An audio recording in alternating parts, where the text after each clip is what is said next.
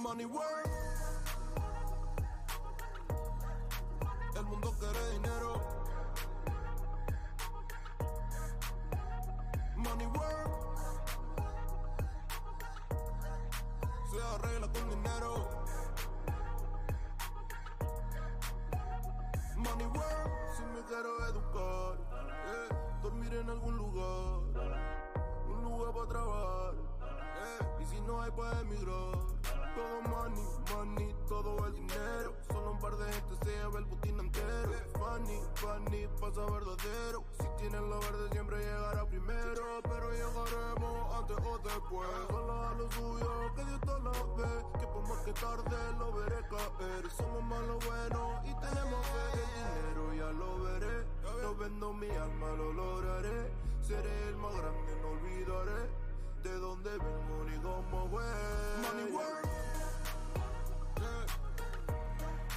El mundo quiere dinero.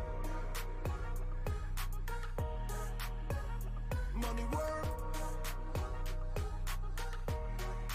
Se arregla con dinero. Money work. Yo digo las cosas como son. No quiero ninguna aceptación. Tampoco vengo a pedir perdón porque mis sentimientos se volvieron la canción. Yeah. No me vale mucho como tú me ves. Sabes, tú me llegas solo a los pies. Para mí ser grande es un interés. Ser un buen humano para mí es un deber. El dinero ya lo veré. No vendo mi alma, lo lograré. Seré el más grande, no olvidaré de dónde vengo ni cómo voy. Money work. Yeah. El mundo quiere dinero. Yeah. Money work. Se arregla con dinero. Money work. De corazón. La plata no te hace ser feliz. De corazón. La plata no te hace ser feliz. Money work. El mundo quiere dinero.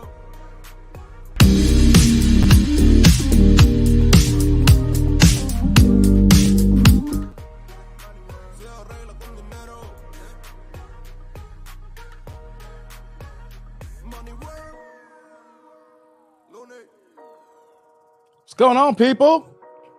What's popping? It's that dude named Dave. I'm back. I'm back on a Wednesday, y'all. What's going on? It's good to see y'all. I gotta make sure I'm not struggle streaming.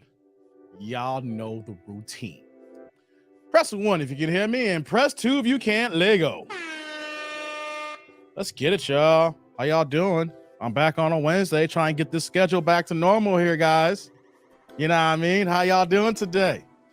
Oh, it's good to be back. It's good to be back. The long stroke is not going to be here. We just got a few items to talk about, and we're going to get into it. The most delusional guest on Kendra. Ooh. Is she the most delusional? Or she is just like any other woman out here in the game? Oh, man, guys, I'm happy to be back, guys. It's good to be here. Man, how y'all doing on a Wednesday?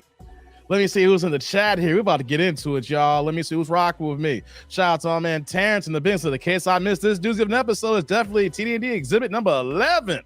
What's going on, Anthony? Good to see you. Oh, no, this morning might be epic. We're going to get into it, man, no doubt. What's going on, Thomas? What up, crew? Wacky Wednesdays, no doubt. Hey. PA Texas said, I filmed a reaction to this last night. PA Texas in the game, y'all. PA came into the YouTube streets here. What's popping to you, PA? Yeah, he's talking about I'm editing it right now. Talking about I was drunk as hell. I was at Taco Tuesday, and so I was like, I'm going to roast this. Oh, man. Good to see you, PA. It's been a minute, man. You showed up the last live stream. Good to have you back, brother. Good to have you back. What else we got here? We got my main man, Larry, in the house. What's poppin', Larry? Good afternoon, evening, crew. Has anyone dealt with this horrible air quality from Canada's wildfires? Hey, Larry, it's going down, ain't it? I don't see it yet. I'm in Chicago. We in the Midwest. But as you guys know, I work also in New York.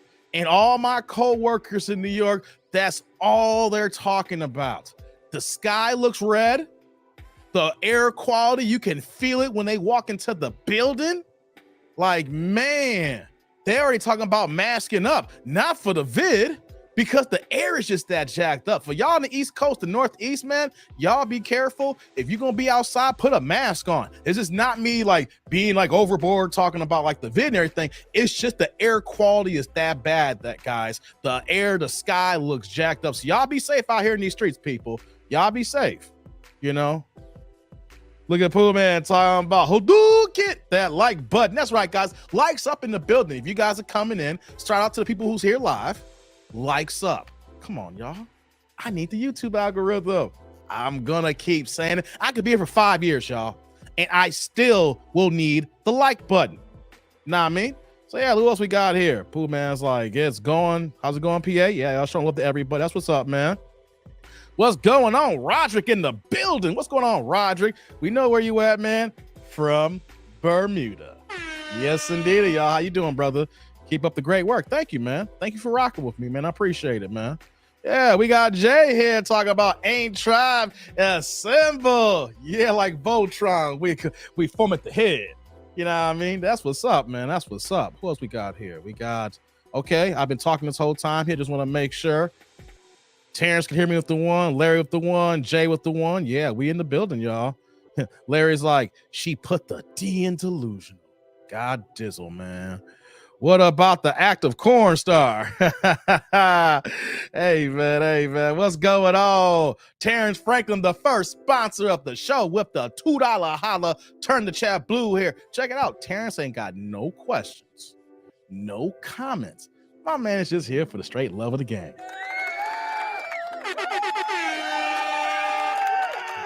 Hey, Terrence, salute.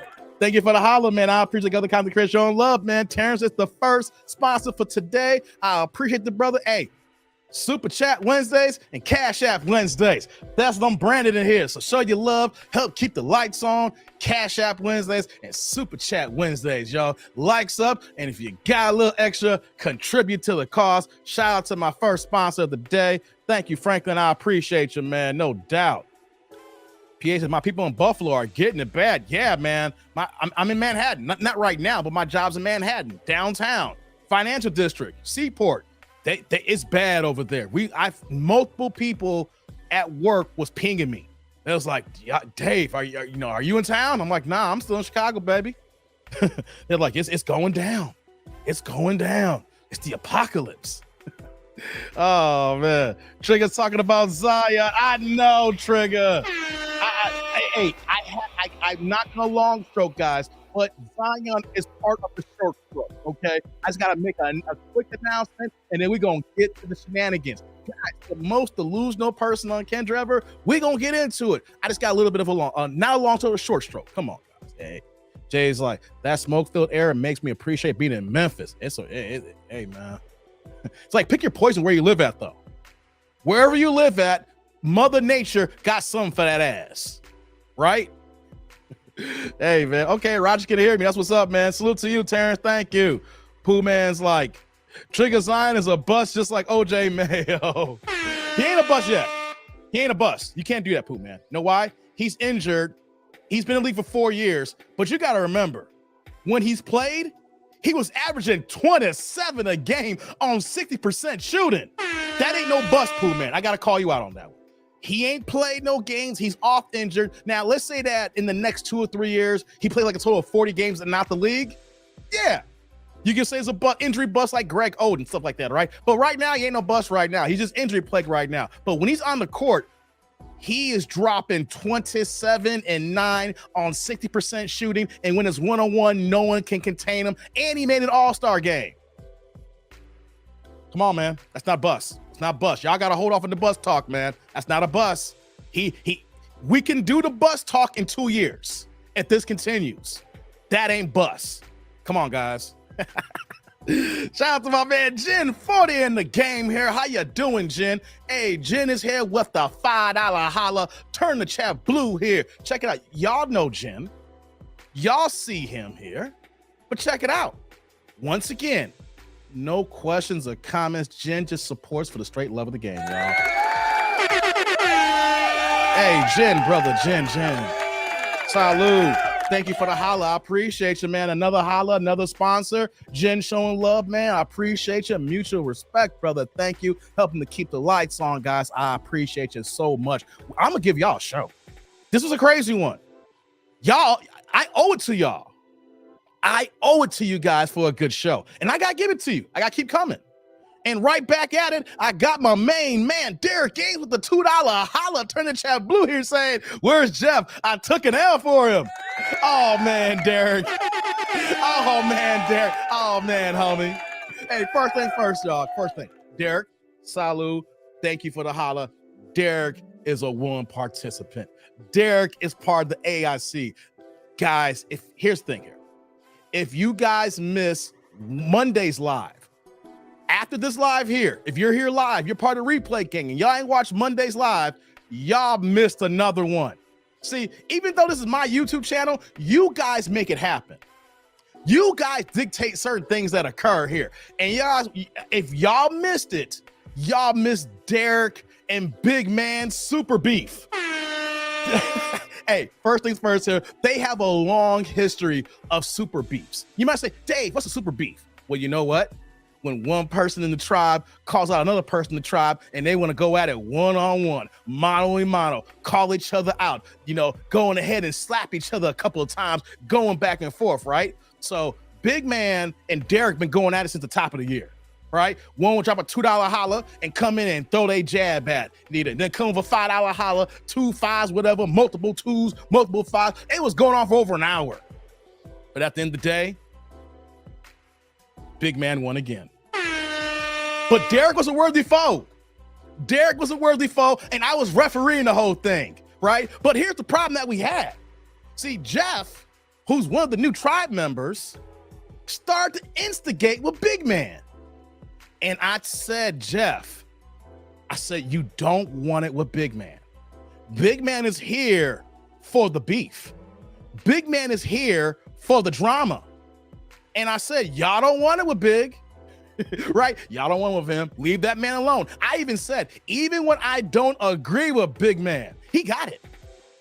Big Man got it. And you know what Jeff did? He kept egging it on. He kept a little instigating. Then Derek want to jump in and throw a super like, go on, Jeff, get it, get him, go ahead. And you know what happened? Jeff kind of went back into his corner and left Derek high and dry. Derek was like, I guess I got to fight. Derek's like, I guess I got a beef. Because Jeff left him high and dry. See, Derek was trying to give him a little love. It's like, yo, man, you ain't got, here's a super, go at him. And Jeff was like,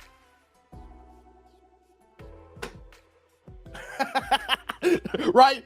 He dipped out the screen. And then Derek was all by his lows and to do the fight again. It was a draw up until the end.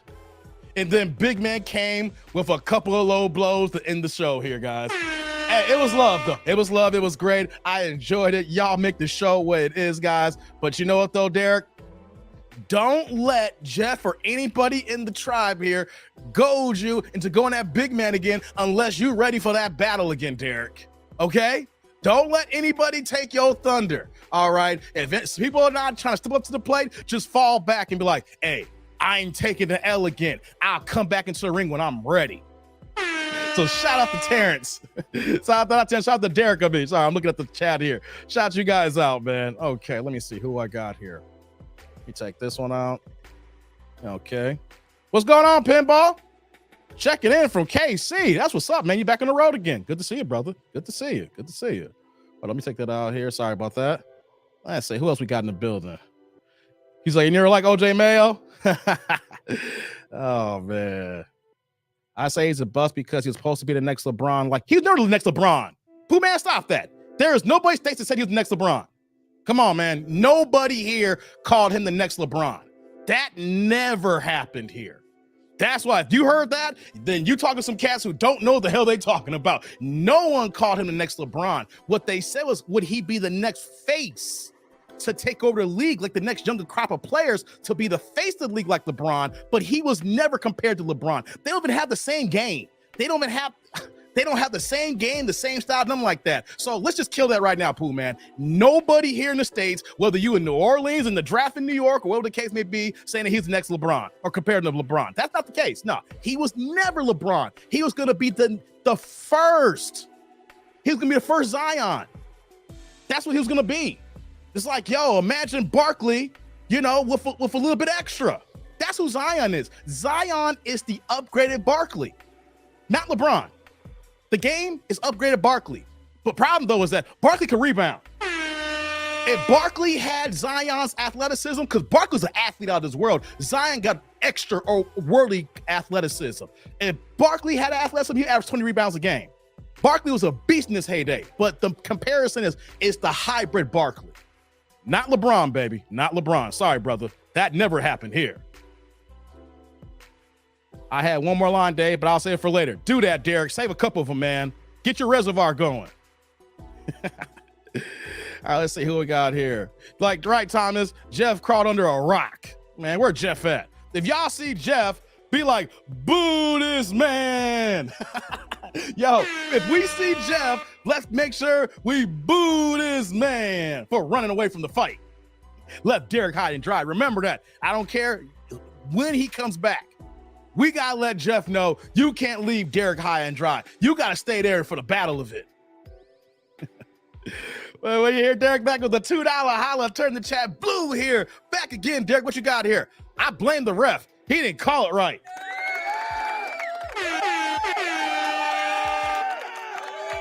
Really, Derek? Salute, Derek. Thank you for the holla. I don't care, Derek. The ref's the ref. I called how I see it. It's my vision, and it's my eyes, and I called it, and I thought I called a good fight. You just mad because you lost, Derek. Everybody who loses is going to blame the ref in boxing. Oh, the referee didn't see the clinch and the break. The referee didn't see the low blows. The referee kept warning me. Sorry, Derek. Your problem was Jeff. Your problem wasn't the ref. Your problem was Jeff. Stop playing with me, Derek. Oh my God, y'all. Jeff sung back into the shadows. Like the shadow people. Stop playing, man. What's going on, EJ in the building? What's going on? Right, Eric. Boo this man. Like Dave Chappelle and Halfback. I'm in here because I'm addicted to marijuana. What? You in here for some marijuana? That's some bull. Shout out to Eric, man. I'm glad to see you here today, man. What's going on, Razas? Y'all click the video, now click the like button. Facts. What's going on, Lorenzo? Back in the building. Okay, guys, let's get it going here. Let's get it going here. Like I said, likes up in the building, guys. Likes up. Let me do this here. Let me set up here over here. What we got here? 1 second. 1 second. Okay. We're set up over here. So like I said, likes up in the building. Y'all know the deal. Y'all know what it is. I'm that dude named Dave. Quick tidbits here that I want to... You in Chicago, EJ? Oh, what part, brother? The city? Suburbs? North? Let me know where you at, man. We pretty huge. It's pretty big over here, brother. Okay. So, like I was saying here, guys. Y'all, I-96. I could have told you that, Eric. You on 90 at 5 o'clock? You on I-90 at 5 o'clock? Are you downtown? I-90? We look like you're around downtown. Hey man, anybody around on I-90 after 5 p.m., hey man, you can keep that. I avoid the roads, the highways at this time. You never, it's like, hey, when I go to work, it's public trans. You ain't gonna have me on the road with my car at 5 o'clock, brother. More power to you. I know you a driver, man.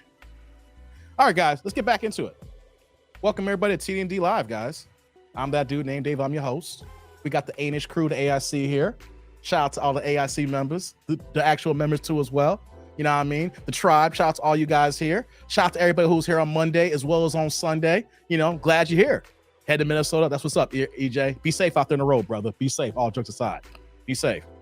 So, I got a couple of things I want to talk about. I mentioned it on Monday. I got to state it again here. I know some of you guys talking about Zion Williamson and everything like that. And the cool thing is that For this channel, we're not going to have much sports talk going forward. Got to keep it a buck here, guys. I got to work with the algorithm. I need better results, and results are you guys stick to the niche. But I announced on Monday that I am rebranding my old boxing channel.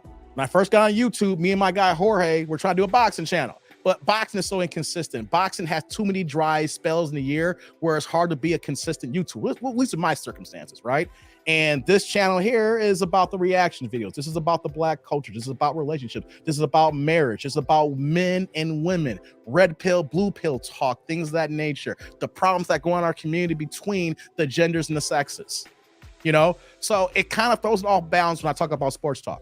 So I announced on Monday, and I'm going to make these announcements, not every single live stream. I'm going to come in every once in a while till the channel actually relaunches again. So my original boxing channel that's called Boxing Now Podcast is now being branded to TDND Sports. That's right, y'all. So it's going to allow me not only to talk about boxing, we'll talk about basketball, and everything in between in the world of sports that I know that I have a good foothold on. And hopefully I'll get you guys to come on over here. Only reason why I'm not starting it right now is because right now, boxing's really dry, right? I mean, we got a couple of fights like Teofimo Lopez is fighting this weekend, and we got the big Bud Crawford, Terrence Crawford fight at the end of July. But in between that, though, there is nothing really going on every weekend, and it's slow. And then on top of that, too, we're coming on game 3 of the NBA Finals, so the NBA season's almost over. So I'm saying, hey, you know what I'm going to do, guys?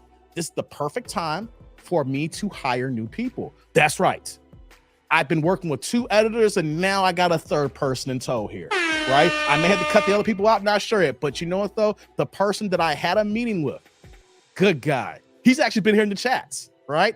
Had a good meeting discussion about the vision of my channel, what I want edited, the type of, visual artwork that I want, because I can't do everything on my own. And so we had a good, productive meeting. And I think that this is somebody who I might be working with long-term here.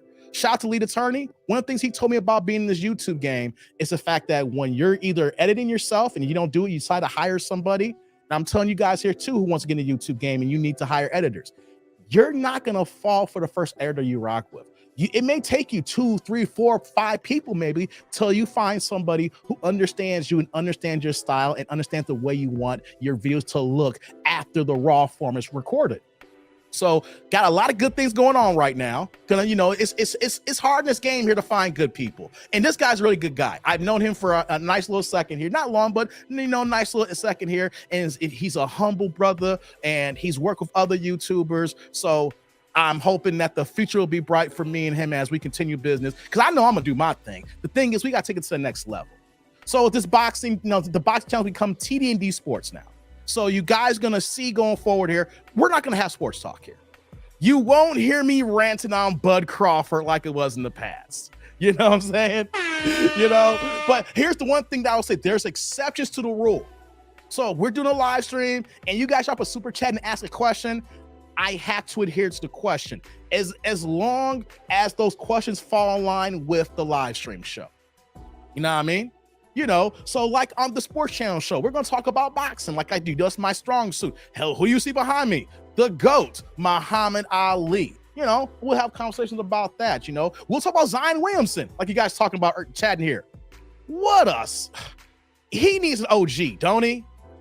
He over here messing with porn stars. What's her name? I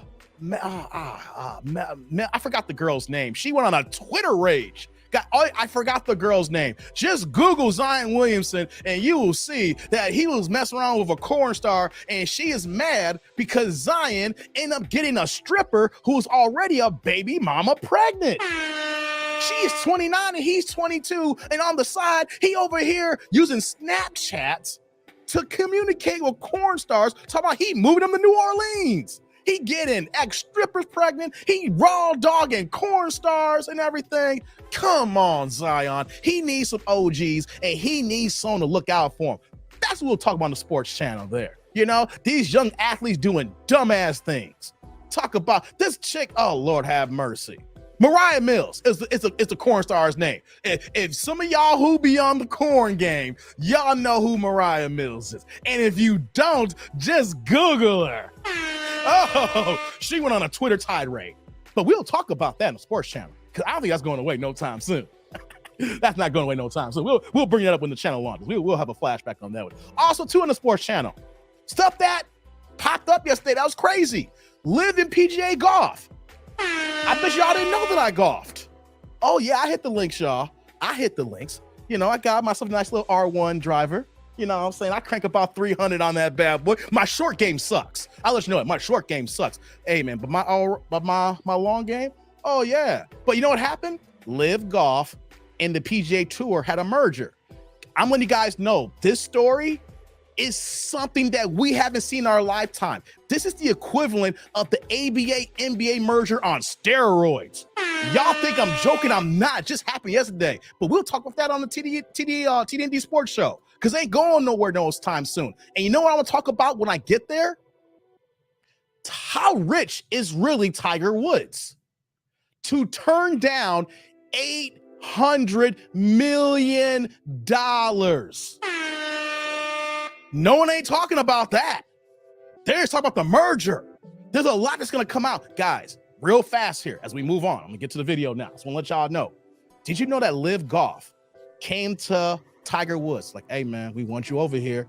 We're gonna cut you an $800 million check to leave the PGA and start this new league here. Excuse me. You know what Tiger said? I'm good. I'm all up at the legacy and morals of the PGA. I'm trying to be the greatest golfer of all time if I'm not already that here. I'm trying to get more majors. I'm trying to get more US Opens, more British Opens, more Masters, and that can't happen at Live, right? And Live has only been around for like 2 years. They finally got a network deal. They were paying guys over $150 million to go over there. Now, the PGA had a good run when that's happened. They lost a good like 20 guys, but they had a smaller, you know, PGA tour, some of the guys that weren't there. So the TV product was pretty good. But here's the thing though, the PGA got guys to stay, not go over. So the conversation that's gonna happen is the guys that stayed at the PGA who left the money on the table. Guys like Kepchuk, what's that? I forgot the guy's name. Kepchuk? I can never pronounce his last name. He got $150 million for basically a year. And now he gets to reapply for his PGA card in 2024. Oh man. The question though is, how rich really is Tiger Woods to turn down $800 million basically for a year and a half and probably only played about 2 or 3 tournaments? In the time period that Liv's been around, Tiger played about 3 or 4 tournaments only in the last couple of years. He could have made $800 million on his name alone. That's what we're gonna talk about on the sports channel. I can't talk about that here in detail because we got to keep this consistent here. So that's my announcement. That's what we got going on here. So going forward here, I'm gonna make a few more announcements and further live streams, and then we'll have the big launch for the channel. But no more sports talk, no more other kind of talk here. We're gonna keep it consistent to the diaspora, to the relationships, to the janky 304s, to the banshee modern women. One's getting they glazed buns and then lying on it. That's what we gonna stick to this here, guys. That's what's up here. Let me get some of these comments here, but get to the video, guys. Let me see what y'all saying here. Yeah, Eric said he's heading to Minnesota, was caught up. Yeah, Jay's like, those demons from the movie Ghost came and clicked the Jeff. Hey, stop playing, Jay. Hey, man. What's going on, Mo's in the building. Check out, we got my man Pinball here with the $1.99 $2 holla. Turn the chat blue here saying a little something for TDND Lot Lizard Fun. Hey, stop it, Pinball. Hey, Pinball, stop it, brother. Hey, brother, man. Salute. Thank you for the holla. You wouldn't talk about the Lot Lizards, but you want to draw me a super. I see a game. I asked Pinball, hey, man, tell me a little bit more. He was like, what goes on in the lot stays on in the lot. Like it's Vegas. Thank you, Pinball. Appreciate you, man. Thank you for the holler, man. Let's see here. Jeff was even screaming like Willie when they hauled him off. What's up, Jay? PA's like, Zion don't want his bag. No, he don't, PA. He don't want his bag. He wants to give it away to 304s. Guys, real fast here. You guys got to check out Mariah's Twitter feed. She was going in and also showing screenshots of the Snapchat. So it's not like she's talking out of thin air. She's brought receipts on Zion. Oh, Zion, you need more people, Zion. You need some OGs. Oh my God. Look at Mo says, hey, Mariah. Oh my G. OMG. Yeah. She. And the crazy thing about Mariah Mills, she don't get down with brothers in the corn game. If you seen her videos, ain't no brothers there. But she wanted Zion's max deal, that's for sure. Hey, man, stop playing with me. Ziggy in the building. What's popping, brother? Good to see you, man. Good to see you. Said Tiger says he cool off live. Yeah, cool with 800 million he left on the table. He could have got the 800 million. And then the merger came, and he would have came back to the PGA like nothing never happened.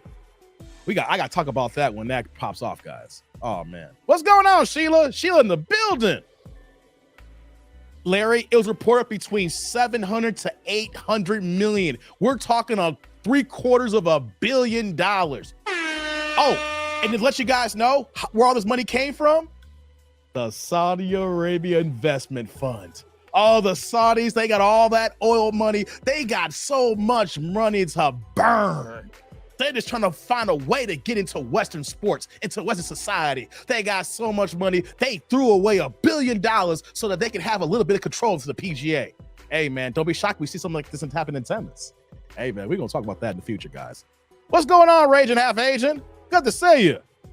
Good to see you. Dave, he probably played them like Dave Chappelle did Comedy Central. The devil's in the details. What's going on, Rod? Good to see you, man. What's going on, Sherry? Yeah, the smoke is going on in the Northeast. Y'all got to be safe out there, y'all. Said, jeez, that's a lot of freaking money. I think Tiger wanted ownership. No, he didn't want, nah, Derek. Tiger is about legacy. Tiger's about his overall, how he's up in the game.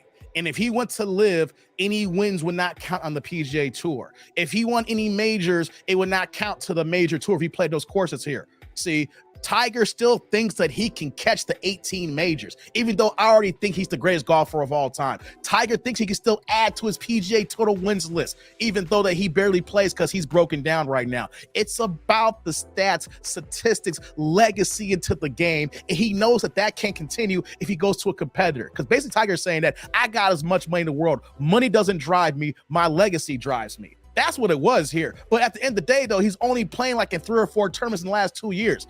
Those 3 or 4 tournaments, he could have took that to live and got the 800 million. You know what I'm saying? But no one thought that the merger was going to happen this soon. The whole idea that it was going to be a merger, I saw that happen a mile away, but no one saw a merger a year and a half into the game. Oh, man. Oh, man. What's going on, Grits and Bacon? Grits and Bacon in the building. Okay, guys, let's do it. I said what I got to say. Let's do it. Y'all ready? Likes up in the building. If y'all ready, press a 1. We get into it now, guys. Let's get into it. If y'all ready, press a 1. What's going on, Dell?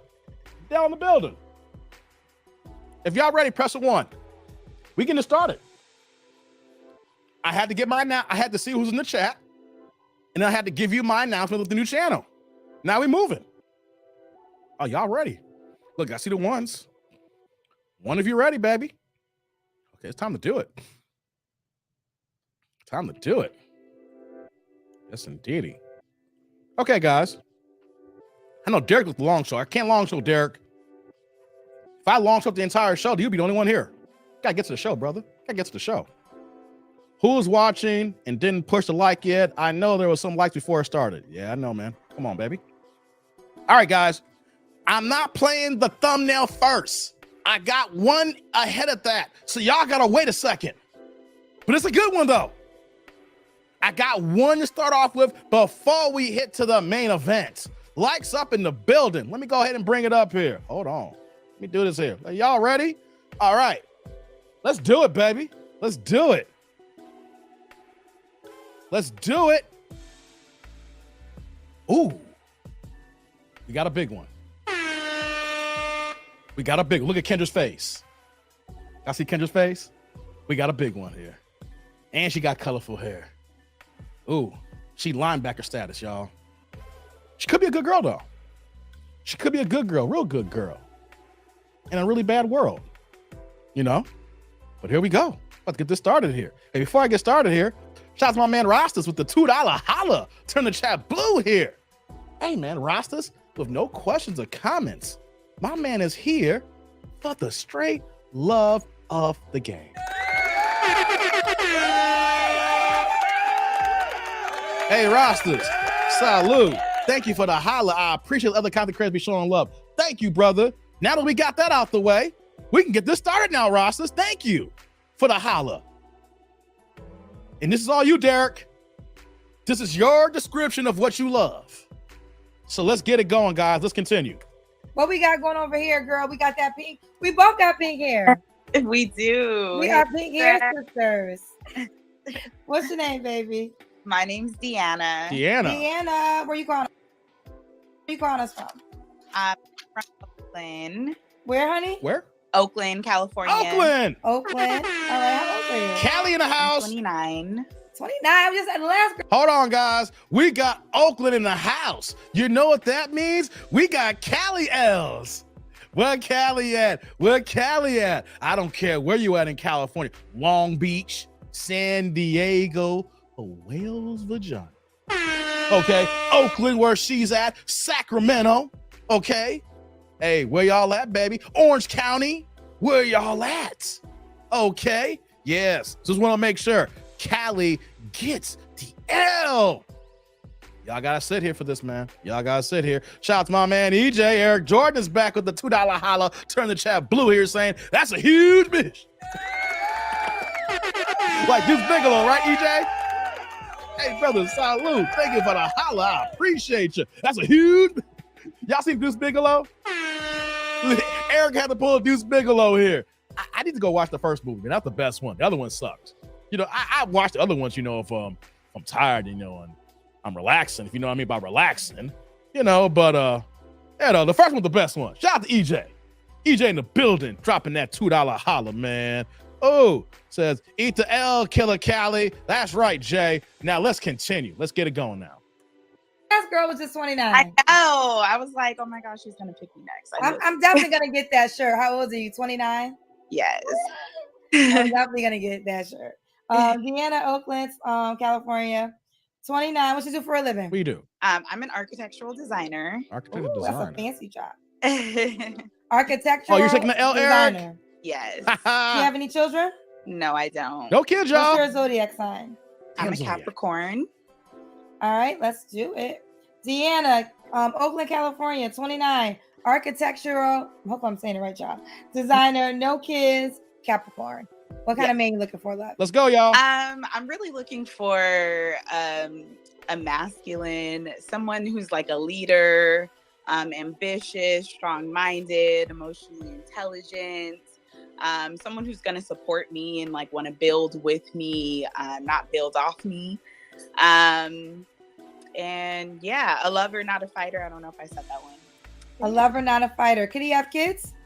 I'm open to it, but he would have to have a good relationship with the whole situation. Not anybody that's just, you know, floating out there. Okay. Does he have to look a certain way? Looks. I'm open. Of course, I love Black men. She want the brothers, y'all. Out of my race, but I'm open to a handsome other race. I think I'm a big girl, so I love, you know, someone who can still muscle me around a little bit. That would be nice. But yeah. I gotta hold that. Hey, try it. Hey, she's like, I'm a little big, so I need someone to muscle me. It's a whole lot of muscle. That is a whole lot of muscling. You can count me out of this category, right, Sherry? 300 plus. This is Lizzo status here. She needs someone to wrestle with. Guys, I ain't gonna win. Fellas, if you can handle this, more power to you. But when a woman says, you need to be able to wrestle with me. Hey, man. What did New Edition say? You can just count me out. You can just count me out. Hey, man. Shout out to New Edition. Count me out. Let's go. I think that I'm, you know, attractive in the facial area. So I feel like, you know, somebody who kind of matches my energy, someone who takes care of themselves. You know, you don't have to be everything on looks, but like if you're taking care of yourself and you know your worth, that's. What do you mean by taking care of yourself? You know, like getting your hair done, getting, doing your beard, keeping yourself clean. So grooming yourself, you mean? Yeah, like grooming. Okay. Does he have to make a certain amount of money? I would prefer him to make at least $75K, but with the potential to make $150 throughout his career at some point. So if he capped at 70. Whoa. 75, right? 75. So she wants a guy in the top 13% of brothers. But then she said, you gotta go up to it. If you can reach to $150, guys, $150. She wants above the 7% brother. All right. Guys that make 100,000 and more, black men, only equate to 7% of the population. And she said, yo, we starting off at 75 and hoping that you make your way to that $150, fellas. This is what you got to rock with. Derek's like, oh, hell no. Hey, that's what she asked for, man. Larry's like the Big Show's little sister, Tiny. God dizzle, Larry.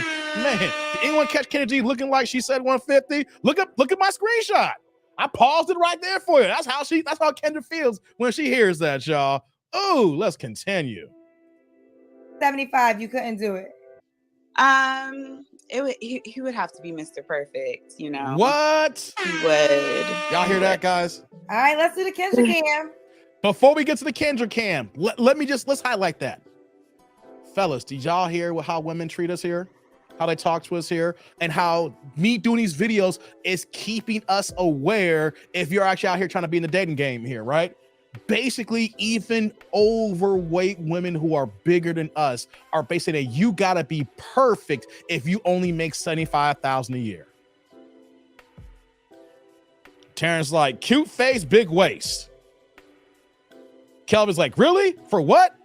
You some lipo? Derek's like, unbelievable. The more she talks, the more I get mad. Weeble wobbles, but they don't fall down. I can hear Kevin Samuels say, how much you weigh when you step on the scale? Y'all hear that, guys? Our worth is dictated by our wallets, not by our moral fabric and character, not by our hard work. It's about what you make, and then it goes into it. And women, especially black women, wonder why. Where are all the good men at? You have spoken, and guys are checking out. First of all, you made yourself a certain way that you're eliminating so many men from yourself. And then you're going to say, 75, you got to be the perfect guy. God dizzle, guys. Let's go to the Kendra cam, y'all. Let's see what you're working with.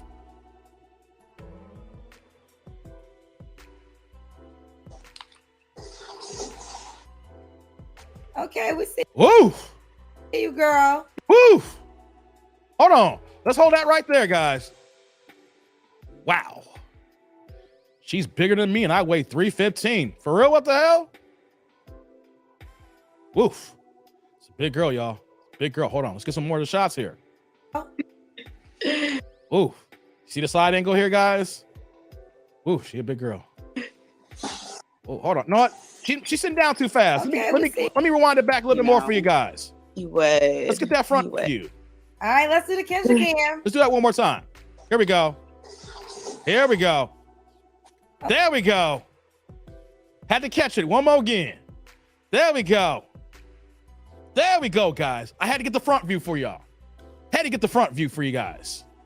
There we go. There we go. Larry's like, this is going to be good. She a big one. Shout out to Friday. Jay ain't liking it? Come on, Jay. I thought this was all you, brother. Not for you, grits and bacon? Grits and bacon don't want it? I have a granular problem. Kelvin, look at Kelvin.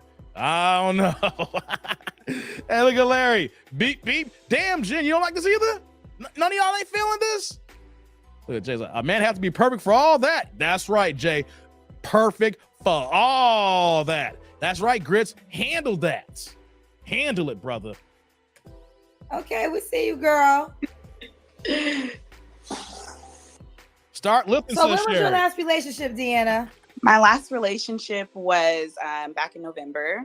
Back in November. Recently. You don't have to answer, but I'm gonna ask.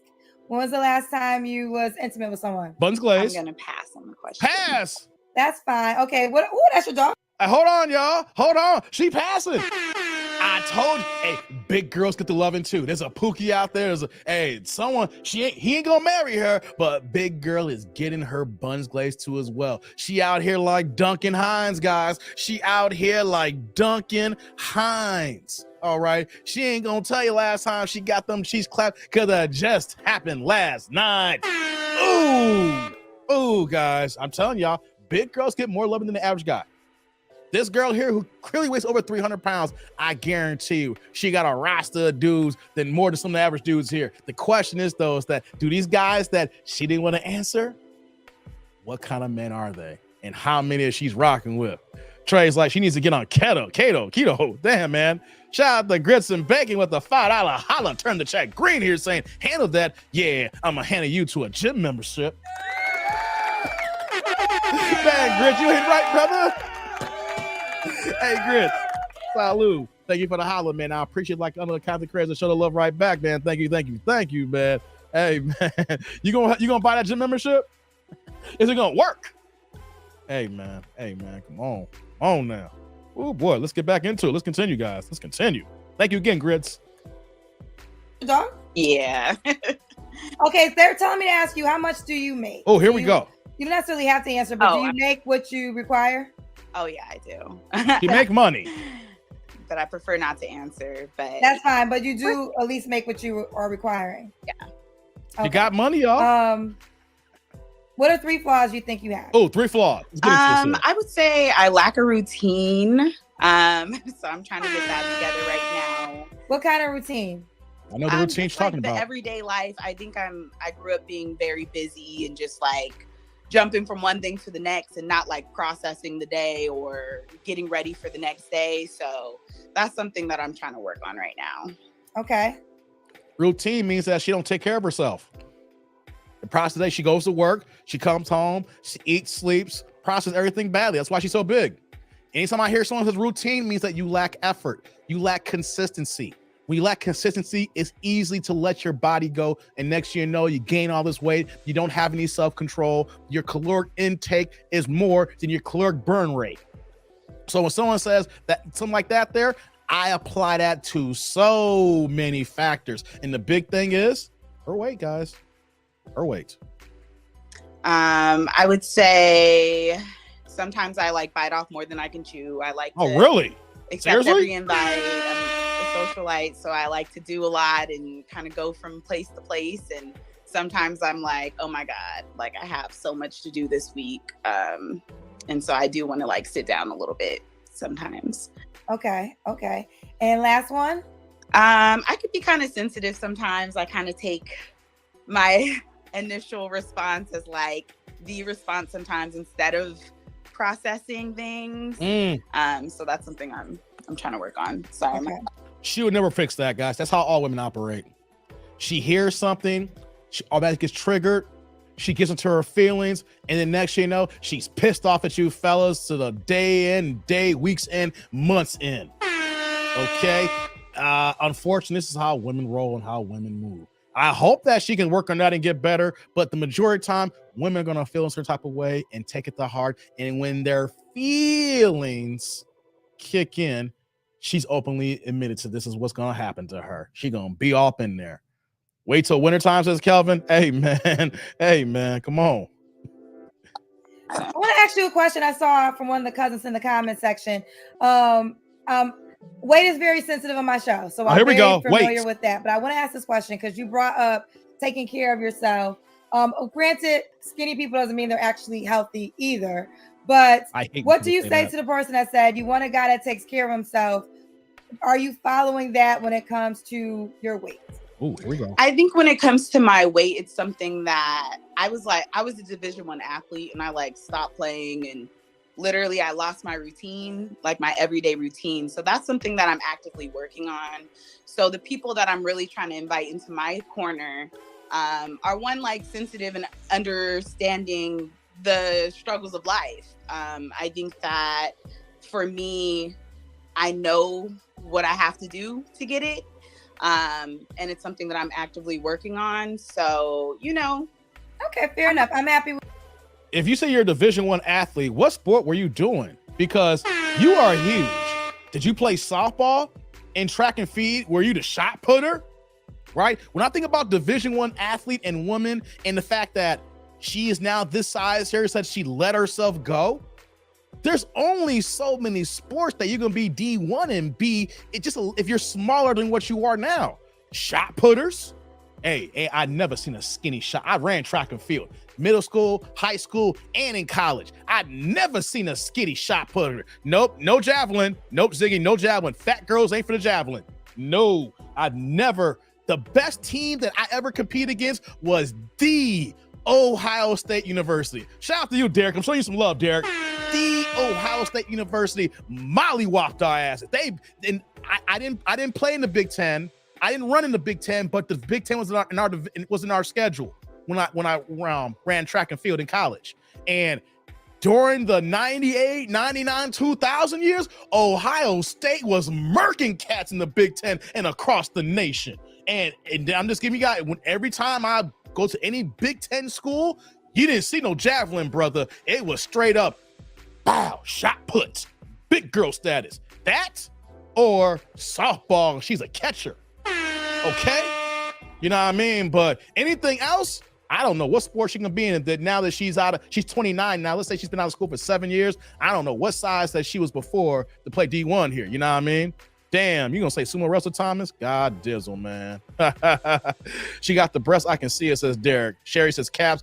D1 security guard. You wrong, Mark. Stop it, man. Water girl, come on, man. She swole as hell, Trey. Come on, man. Yeah, I know. The Ohio State. They whooped our butts. Derek, I ain't gonna. Hey, and you wanna know something, guys? I'll never forget this. I'm a long jumper and a triple jumper in my past. The coldest jumper that the Ohio State had was this white guy who looked like Opie Cunningham. Pale as hell with red hair, and he was about 6 deuce. And he had his own theme. The whole track team came out and it was like, here he comes. And he had rhythm out of nowhere. He went from stiff white boy Opie Cunningham till he got soul. And then he hit that plank, boom, on that long jump, 24 feet. And he's like, oh man, that's my warm up. What? We like, you warmed up at 24 feet. Shout out to white boy Opie Cunningham in the Ohio State University. Hey, I gotta stop with that, man. Hey, okay, guys. Oh, I didn't see this here. Shout out to my man Eric Jordan, the $2 holla. Turn the chat blue here saying, had a good friend of mine that died at that weight. Hey, man. This weight ain't safe, brother. Sorry to hear that, man. Salute. Thank you for the holla, Eric. I appreciate you, man. We're gonna get back to the video now. This weight ain't safe. Real talk, though. Get back to the video here. This weight ain't safe. I know she's a D1 athlete, and then she's like, I hope that someone can understand and work with me to a degree, right? Here's the problem here, ladies. The world doesn't owe you understanding. When women say, you need to take me as I am, or can you come in and help me out? Most guys don't want to do that. The guys who do, they just want to go ahead and see low-hanging fruit and smash that ass, right? But at the end of the day, though, guys see this here and they see you're not disciplined, that you lack focus, that you are lazy. And when we see someone that's lazy and he's already been disciplined and is in decent shape, that is a total turnoff.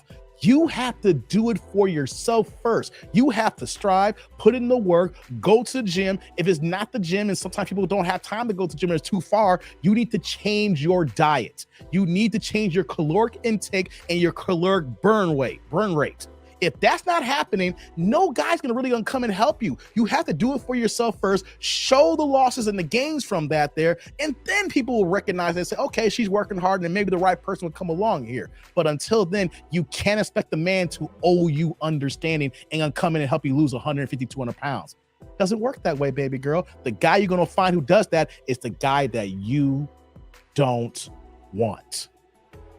Thank you again, EJ. Thank you again. Saying she looks Rikishi, she looked like fun size. Damn it, Jay. Let's get back to the video now, guys. Let's get back to it. Happy we were able to just have that dialogue and we can move forward. But I did want to ask you because I saw it, and if I make you a highlight, I know that's something they're going to say. So I just wanted to get your response from that. So thank you Daniel, for responding. All right, boo. Why would a guy be likely to be with you? I'm smart. I'm unique. There's nothing like me. I work hard. I'm really caring and ambitious. I have a giving spirit, so I'm always trying to see other people do better. And anything I touch turns to gold. So, you know, anything you touch turns to gold. Yes, definitely. Oh, they said to ask, do you normally date men that make 75 to 150K? I do. And I think that's like one of my biggest reasons why I've been struggling finding somebody, especially in the Bay, and preferring Black men. Because it's kind of it's closed some doors for me. To me, I've dated men that don't make as much, of course. But it's always something that comes up. And I don't only practice what I preach. Like, I also am very active. So usually when it comes to somebody who's not making as much, who doesn't have a as strong as a career, we're not equally yoked. We are on different pages. Oh wow, not equally yoked. It's very hard for someone to keep up with me. Very hard for someone. You see how women try to include certain passages in the Bible that doesn't apply. It's your hypergamous spirit that won't allow you to date a man who may make less than you. Y'all heard that? Equally yoked. Equally yoked has nothing to do with salaries. You know what I'm saying, guys? Equally yoked has nothing to do with salaries and the money and income you bring in. Equally yoked has to do with your values, your morals, what you bring and how you treat the other person, and how the overall values of the family environment that comes in there. Equally yoked, what do you view as far as a family dynamic? It's not about what that person makes and what she makes. And you say, well, I make this amount here, but since he don't make this here, we're not equally yoked. Oh my God, people got this so off wrong. Not just people, women. Equally, where do you get equally yoked from and then try to apply it to somebody's salary? Ryan says, let me get Ryan here. What do you say here? Is that where equally yoked comes from? I literally had no idea from the Bible. Yeah, Ryan. Yeah. Religion. Equally yoked comes from in all different religions, because every religion always speaks on you want to find. Yeah, I know Travis not guilty, Pooh man. I'll talk about that at the end of the show. What equally yoked comes from is how you serve God, the morals, characters, and fabric that come along with that. So if you're equally yoked, you're yoked as far as your values, how you want to be married in a traditional home, how you want to raise your children, how you want to teach your children, how you want to build together as a family unit. If you are, how you view God, and if you're spiritual or your religion, that aspect, talk about equally yoked. Are you a Christian and you're a Muslim? You're not equally yoked because one serves Jesus and one serves Muhammad. That's not equally yoked. Equally yoked is one serving Jesus and the other one serving Jesus and following the scripture laws. I still remember things in the Bible, even though I don't mess with the Bible. I used to be a former pastor, you can say, right? But that's when it comes about equally yoked, not about salaries. People will go ahead and make up anything to apply to themselves when it's not even the right meaning. Let's continue, guys. Let's continue. I'll get y'all sleepers in a little bit. I want to keep up with her, child. She said, "Don't play with her." All right, let's do it. Do you want to be in Oakland, California? I'm open. I'm open. Okay. So this is what's the age range? You're 29. What's she looking for? I would say I would date like a few years younger if he had his stuff together, like 26, 27, all the way to like 45. 26, 27, all the way to 45. Deanna, Oakland, California, 29, architectural designer. Yeah. No kids, Capricorn. All right, baby. This is how they can reach you at the bottom, naturally _D. That's her IG. If you look it up. That's me. All right, and then what is your Facebook? The last name is being cut off. Oh, it's Deanna Matlock. Okay. All right, baby. Keep me posted how it goes, boo. I will. Thank you, Kendra. You're welcome, baby girl. First video done. Likes up in the building. I'm gonna get to y'all supers now. We're coming to the main event, guys. So if y'all see the thumbnail, y'all see the title, and y'all want to know, she was not the most delusional. She was actually sweet. You know, like when you see certain women, you know, you can tell that she has a sweet disposition. She's far off from what she's looking for.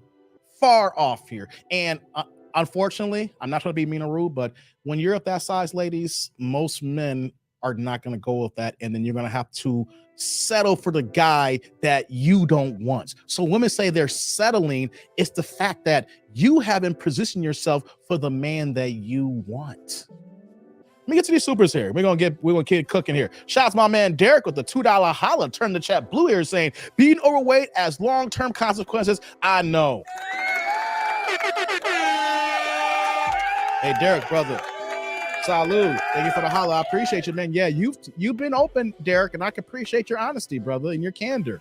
Derek has, when I dropped the link, Derek has came on the live streams in the past here. We've had some very, very deep conversations about life, about family, mothers, upbringing and raising. And Derek has been forthright regarding his health issues and how he's had some really difficult times here. And the fact that Derek is here rocking with right now is showing the work in the gains he's done to get himself healthier again. So I'm glad that you've been healthy with us, brother Derek, and everything like that. And, you know, putting your stuff on the screen. I know I've been open about my issues as well, not about weight, but I get it though. It's a hard thing. And then it has long-term consequences. And you have talked about it so other people also can understand the things that you've gone through. So thank you very much, brother. You are so right about that. I appreciate you, man. Shout out to my man Grits and Bacon, back with the $2 holla as well. Turn the chat blue here saying she will eat you out of a house. Hey, man. You ain't lying, brother. Hey, brother. Salud. Thank you for the holla. I appreciate you, man. I appreciate you. Man, hey, good thing she makes money. Says that we know that she makes at least $75,000, so she can afford that Uber Eats, y'all. Hey, man, she can afford that DoorDash, y'all. Hey, man. Hey, man, no doubt, man.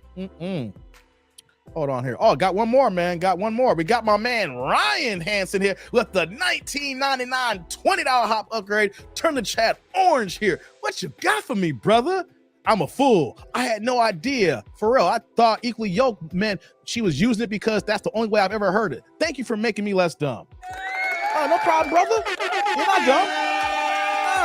Don't say that to yourself, man. Hey, first things first, Ryan. Salute. Thank you for the holla. I appreciate you, man. First things first. You're not dumb, man. You didn't know.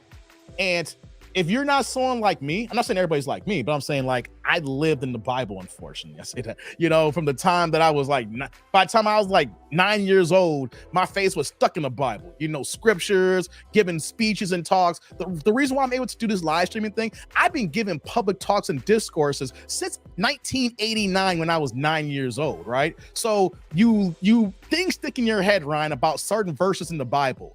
And when we talk about being equally yoked, you will find if you get a chance, whether you go to the King James version of the Bible, whatever Bible that you find, you know, most useful to you or whatever you have in your house, when they're talking about marriage and when we're talking about family and commitment here and being equally yoked, you will find the scriptures how, you know, I mean, not in the scriptures, this is an example here, but if you're a Muslim, I used earlier, and if you're a Christian, you're not equally yoked. Because one is Islam, one is Christianity. Now, the fundamentals and the breakdown come from the same region, but it's a completely different teaching here. So Muslims, no matter if you're a Sunni, whether you're part of the Nation of Islam, they have a form of communication where how they use equally yoked within the household family arrangements, right? Equally yoked. Because if you're a Muslim and she's a Muslim, then you have the same values. So you are equally yoked into moving together. If you are somebody who's a Buddhist and there's a Muslim, you're not equally yoked because Buddhists have a different way of transferring energy in the way that their belief system is compared to we talk about Muslims here. So even though they could love each other, even though that they can care about each other, one can say they'll convert to the other religion. You're not equally yoked because that person's values and background is not the same as the other one. You're not equal, but equally yoked does not apply to money. Because if you think about it, when you read the scriptures, the Bible's the most traditional red book there is out there. Let's keep it a buck here. Even if you don't rock with religion or rock with the Bible doesn't get no more red pill than it is. It set the standard for red pill, you can say, right? So if it's something that's red pill and is straightforward and put together like that, then we are what you're going to recognize and see about the equally yoked and about tradition. Nothing about money. Nothing about that whatsoever, man. Thank you for that hollow, Ryan. I just want to get a little bit of information because you will see a lot of women try to see this here. I bet you she got that from other women. I bet you she said, oh yeah, I'm gonna start smart to equally yoked. And a lot of times people don't know when things come from the Bible. It's okay though. If you had your nose in the Bible, a lot of people not gonna know that. Hence, I had to argue with somebody months ago about what was the line? Man, I just drew a blank here. Hold on.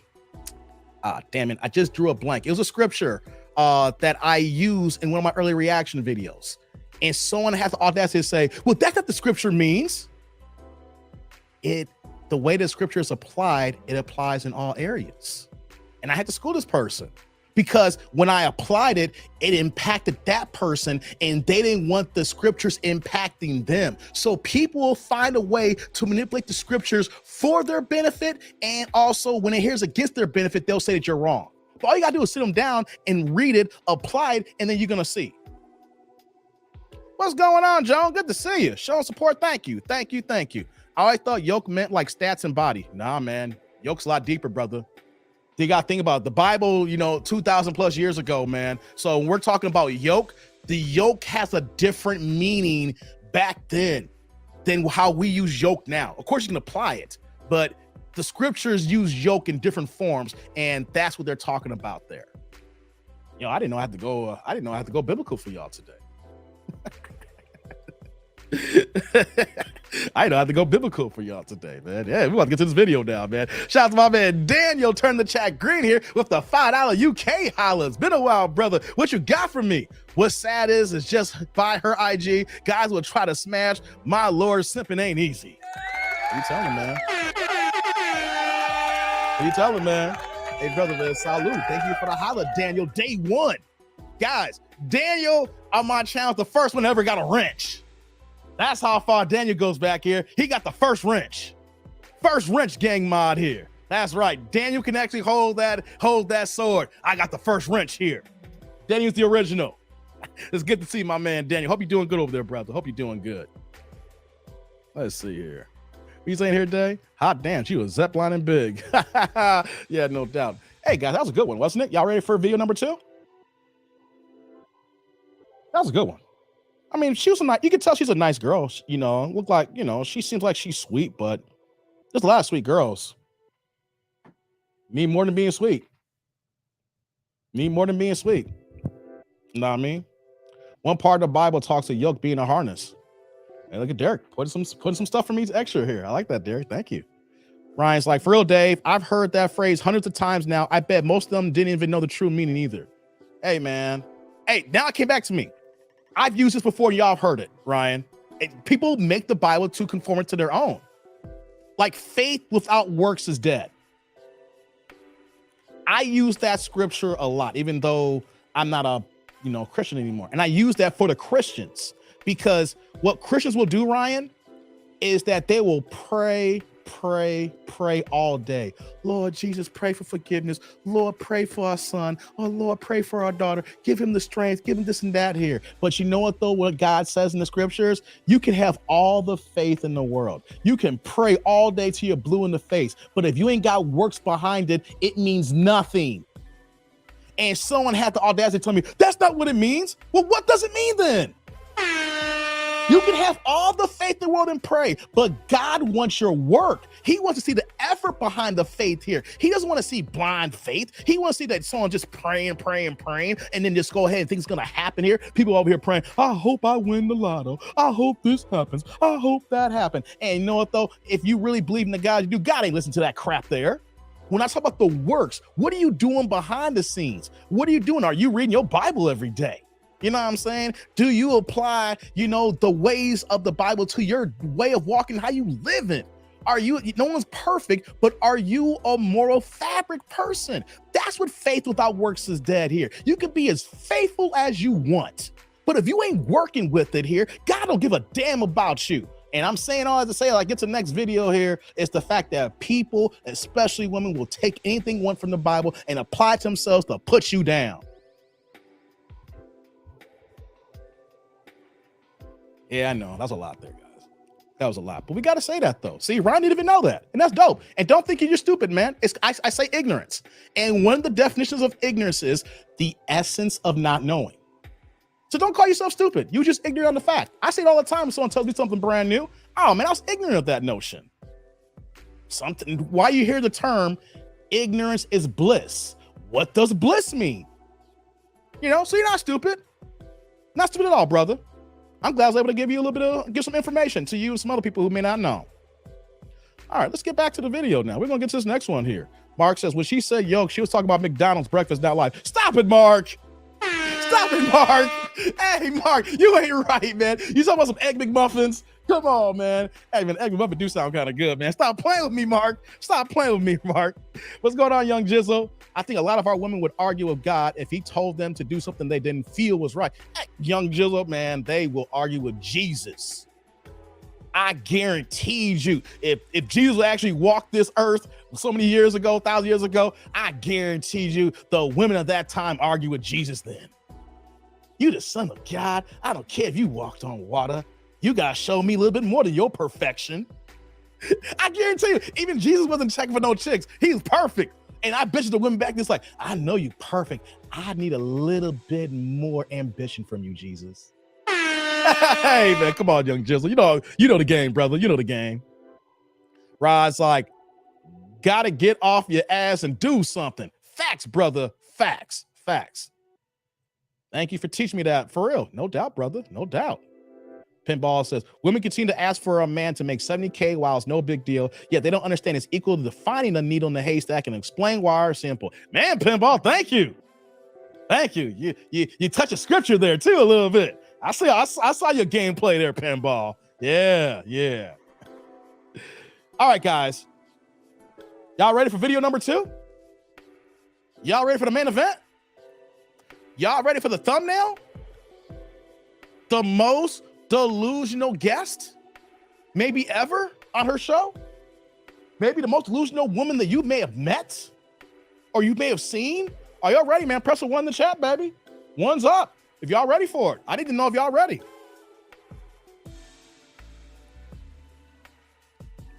She says she'll turn your stuff to gold. Golden grams.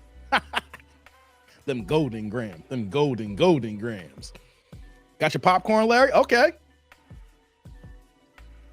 Y'all ready? Yes, we ready.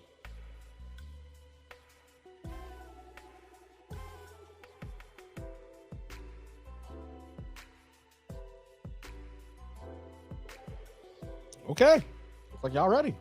Let's do this. Let's do this, y'all. Likes up in the building, baby. Likes up in the building. Super Chat Wednesdays. Super Chat Wednesdays, y'all.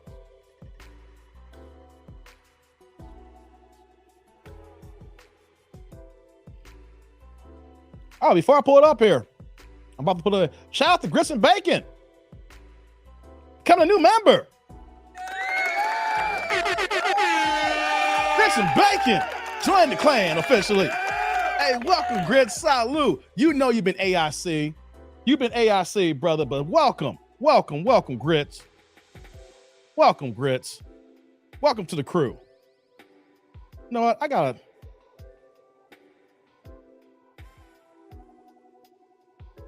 I'm feeling given today, guys.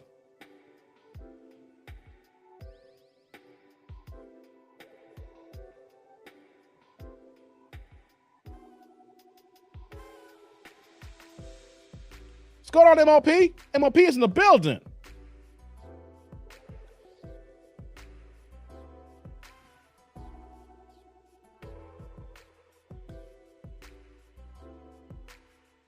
All right.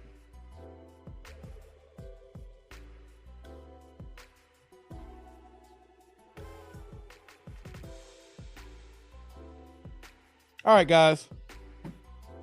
I felt given today. I threw some wrenches out there. Y'all see them when y'all start typing. There'll be more wrenches in the future. Shout out to Grits and Bacon for joining. Welcome, baby. Welcome. Officially part of the tribe. Eric's like, welcome to the crew, Grits and Bacon. Welcome, brother. All right, let's do it now.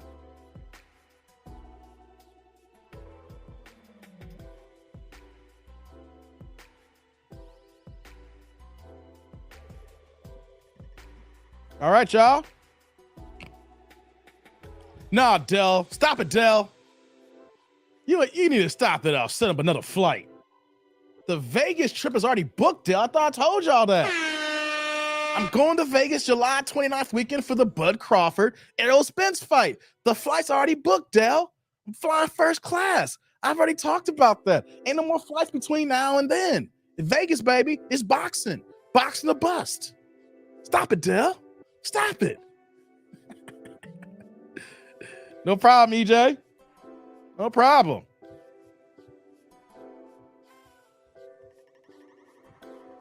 There's a lot of wrenches in my chat now. God damn. Y'all rocking with me, man. You know what? Yep, I already gave you one. You already got one. On Frontier Airlines. Nah, Sheila. We flying United, baby, girl. We don't do Frontier. I'd be damned if I do Frontier. Stop it. That's why you laughing, Del. Oh, he's got games, Del. You need to stop it over there, girl. All right, guys. Y'all ready?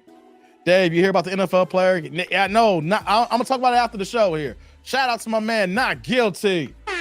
Self-defense. Shout out to the fellas out there. You got to be careful who you mess around. These banshees out here, man. Girl will send your brothers after you, and you over here defending yourself. You got to pop a few caps in their asses, and then he catch a murder charge and everything like that. Hey, man. Shout out to him. Guys, be careful with these women. Wait. Before I start the video, guys, hold on, Rod. Wait, Rod. Guys, 1 second. Rod, you're not going to make it now. You just said you was going. A week and a half ago, Rod, you said you was going. I'm disappointed in you, Rod. I'm so disappointed in you. I told you to book that massage to win. I know, Zig. RIP to Iron Sheik. I saw somebody at work today, man. We lost to Iron Sheik.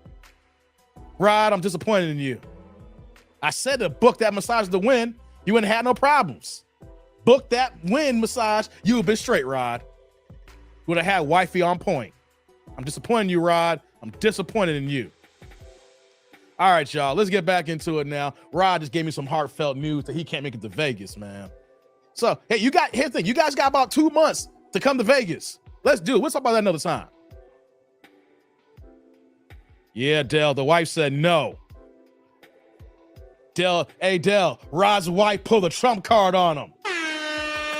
Hey, Rod, your wife pulled a trump card on you, didn't she?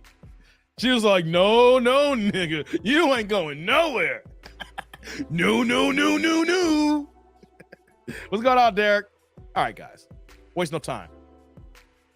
I'll get back to Rod later. We'll get back to Rod later. We'll hash this out. We'll hash this out, Rod. Don't worry. All right, guys, y'all see it now. This is the thumbnail. Well, she's part of the thumbnail. This is the title. Zick says, I'll be in Vegas. Need the details. It's on, Zick. All right. Weekend of July 29th. That Saturday is July 29th. I'll be in town Thursday, the 27th, and I'll be in town till Monday. That's at the 31st. Whatever. I think that's 31st. No, the 1st. August 1st, right? I'm losing track of my days here, but hey, man, we'll talk about that in a little bit. All right, guys, let's get it going here. I got sidetracked by Rod, man. Rod disappointed me. Rod's my guy. He used to stand up. Rod's my guy. Then, we met at the fight in October last year and everything. I thought he was going to come. All right, guys, y'all ready for the thumbnail? Y'all see the title. This one's pretty long, but we're going to get through it. So let's get this party started right. Let's go. Hello. Hi, Kendra. Hey, baby. What's your name? My name is Naomi. Naomi, where are you calling me from? I'm calling you from LA. LA. I'm moving to LA. I know. Hold on, y'all. This is a Cali L day. This is back to first we had Oakland and now we got LA. Oh, Cali taking the L today. This is Cali Wednesday. Cali Wednesdays, y'all. California just taking it. Cali's got to take the L for the whole show. How about this? Replay gang, y'all watching live, y'all ninja watchers. You know you from Cali. You know you from Cali. Y'all know y'all sitting there. This is the Cali L Show. Real talk. Now let's go, guys. Let's go. Let's go. I'm so excited. Can I tell y'all that my new place in LA, I already started paying for it, child, and my ass ain't even there yet. So my movers come tomorrow to get my stuff out of Chicago, what I'm taking. I gotta go back to the ATL on Thursday, and then God willing, I will be going straight to California from there. Woo, love it. What's up? So, guys, what Kendra's talking about here is she's left Chicago. She's no longer here. Hold on. Kendra left the shy. Know what that means for you people like Eric Jordan? I don't see Javon the Trad here, but you know Javon from Cali here. All y'all cats that live in Cali, Kendra is y'all problem now.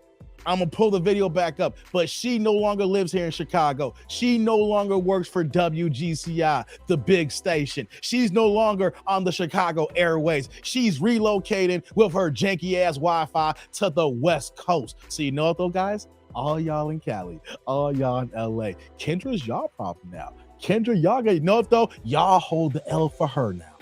That's what y'all get. She's moving to y'all town, West Coast.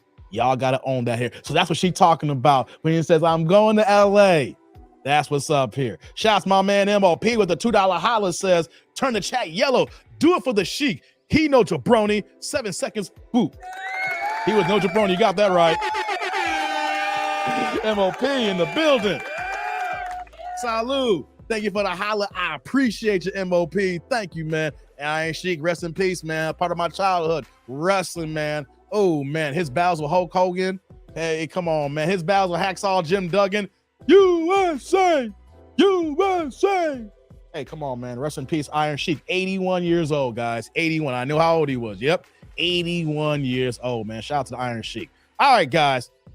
Like I was saying here now. He said, yeah, laughing at Jay. Right. So, Kendra's no longer in Chicago. I ain't taking the L for her no more. Let's get back to the video now. And for all y'all Cali cats here, taking the L for this episode. Let's go now. So back to you. How old are you, Naomi? I'm 35. 35. What do you do for a living? So I'm a recruiter. I own my own recruiting firm. What's up? What do you recruit for? What's going on, Engineers Drew? and architects. What's up? You have any kids? I do. I have an 8-year-old son. Got a shorty, y'all. Have you ever been married? Yes, I was married for 9 years. Oh, 9 years. 3 years ago. 3 years. 3 years ago? Why'd y'all get divorced? We nosy. Yeah, why you get divorced? Yeah, it just didn't work out. We met in college. She was my college sweetheart, and just, we just didn't work out over time. So. Okay. That's a big ass red flag because you married your college sweetheart and you said that it just didn't work out. Goddamn no fault divorce. Goddamn no fault divorce. A lot of mental health issues there, and so. Okay. What's your zodiac sign? Damn zodiac. Taurus, like you, girl. When's your birthday? May 3rd. Okay, May 3rd. Some are telling me it's a lag. So let me just we're going to follow a 7-second rule. Let me backtrack everything you told me though. So Naomi, she's in LA. She owns her own recruiter firm. She has an 8-year-old. She was married for 9 years. Got divorced 3 years ago. 35 and is a Taurus. Mm-hmm. What kind of man you looking for now? Wait 7 seconds. Here we go, y'all.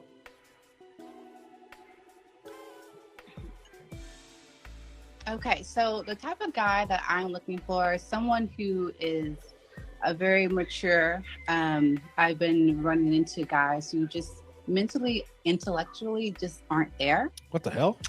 I would prefer someone to be an entrepreneur. I have that type of entrepreneur spirit in me. And so I just feel like I connect on the same level as someone who has their own business, has their own thing going. Okay. I want to stop right here for a second. Guys, entrepreneur. Press a 1 if you know what I'm going to say about entrepreneur. While I'm waiting for that here, or press a 2 if you don't know what I'm going to say here. All right. Shout out to my man Drew Titan coming in the building with the $5 holla. Turn the chat green here saying, turn it green. I ran number one.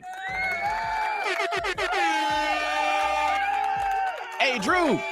Salute. Thank you for the holla. I appreciate you, man. Like other content creators, I'm showing the love right back. Hey, guys, Drew's my guy. 50 grand New York stand up. Hey, Drew, I hope you holding up with all that jacked up air and quality control going on there. I heard the skies are red and you can't even breathe out there. So mask up, brother. I know the Northeast is getting it right now from that Canada crap that's going on right now. Shout out to my man, Drew. He got a boxing channel during the day, Monday through Friday, man. Support my brother, man. Live streams every single day, man. He be cooking that raw, baby. He killing in these YouTube streets, man. So shout out to my man, Drew here. Thank you for the holla, Drew. Thank you. Thank you. Thank you.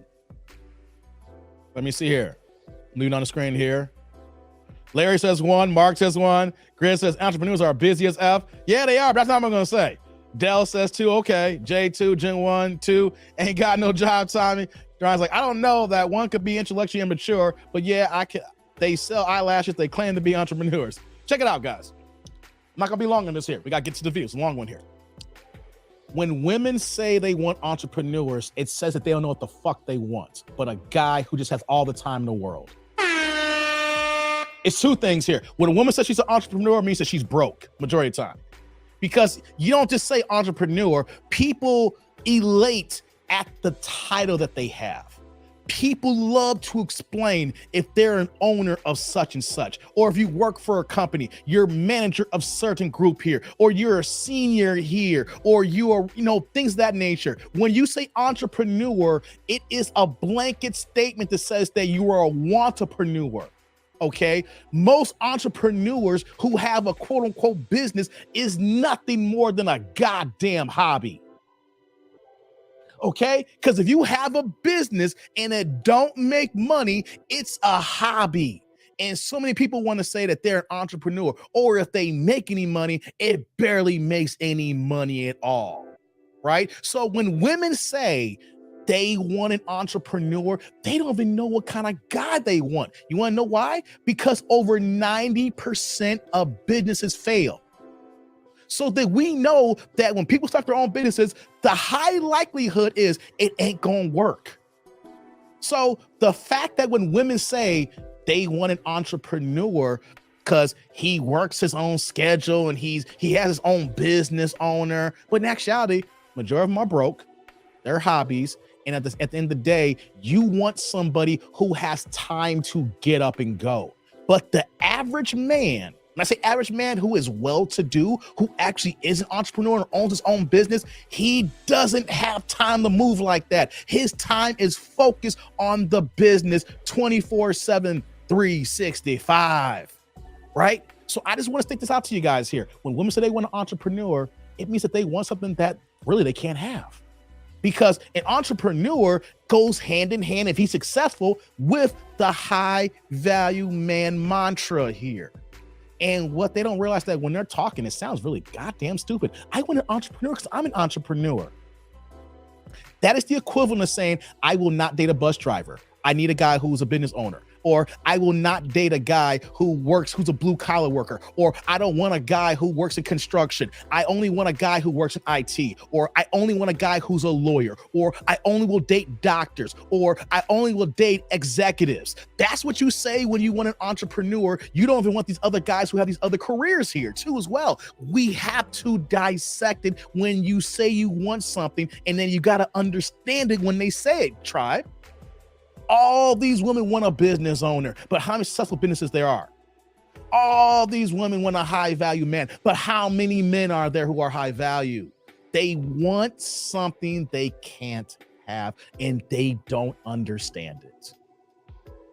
That's what I feel about entrepreneurs. Either you're broke, or you don't understand it, and or you ain't got no job, and it just sounds nice because if you say you was unemployed, you probably look like a goddamn fool. All right. Let's get it going here. Let's continue. If you first should be an entrepreneur, what's your deal breaker? Deal breakers. Deal breaker. Let me see. Liars. I don't like liars. The hell? I'm tired of this answer. I need someone who can be honest and upfront with me. Okay. Does he have to look at? Wait, before we get to looks, can we stop with this? Nobody wants a liar. I'm a guy and I don't want people lying to me. And I know women, you don't want no one lying to you. So you ask a question, I don't want liars. Nobody wants liars. Can you be a little bit more creative? Can you actually sit down and say, this is what I want from a man, than the actual goddamn obvious? That's not even what from a man. That's what we want from human beings in general, okay? If I'm a manager and I'm hiring somebody, I'm hoping this guy or woman is not a goddamn liar on the damn job, okay? If I have a new friend here, I'm hoping my friend is not a goddamn liar as well. If I'm speaking to family, I hope they ain't lying to me about some crap over here too as well. So when people say, I don't want a liar, not one person in the human race said, you know what? I want to rock with them liars over there. You know what? I wish a nigga would lie to me. Or, man, how can I just find a girl that just lies all the goddamn time? That's my cup of speed here. Ladies, it could tell that you don't think and you're not thoughtful and you're not intentional and you don't know what the damn thing you want here because you can't list something that's the obvious here. No human being wants this here. What do you want? That's not the obvious that every person wants. Look a certain way. Well, I mean, I would love for him to be physically fit because I work out myself. I play a lot of beach volleyball here in LA. So I would like for him to be healthy, tall. I actually lowered my height standard. It was 6'3", but you know, I brought it on down to 6 foot. What the hell? 6'3", Kendra. I'm 5'11". So okay. I like taller guys, but I lowered it to 6 foot. So I'm good. It was taller than 6 foot? I'm sorry? It used to be, your height requirement used to be. This go crazy, y'all. Oh yeah, I did athletes. Like my ex-husband's 6'4". Okay. Yeah, I'm fine. Wait. Your husband was 6'4" and you left that man? And you got an 8-year-old child with him? The odds of you finding 6'4" are slim and none, and Slim already left the door. We can't be serious. You already had a 6'4" guy. Here's the thing here. If she was younger, no kid said she was 5'11", I'll say, you know what? You got some problems here because tall women have that issue. They don't like the short kings. They don't want to rock with the short brothers. You know what I mean? So if she was younger, like she was when she married her husband, she's 35. She said she got divorced 3 years ago at 32 and said she was married for 9 years, which means that she married her husband at 23.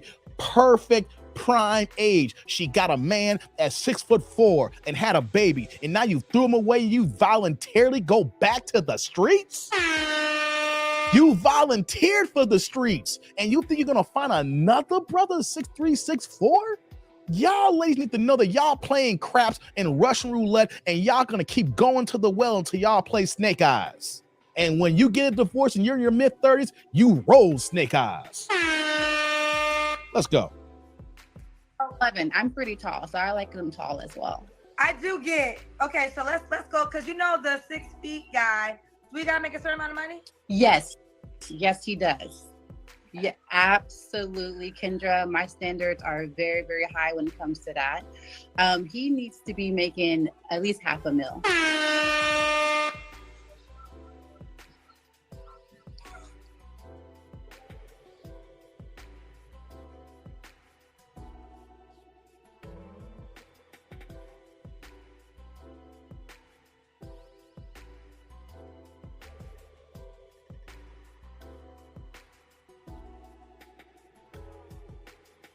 $500,000?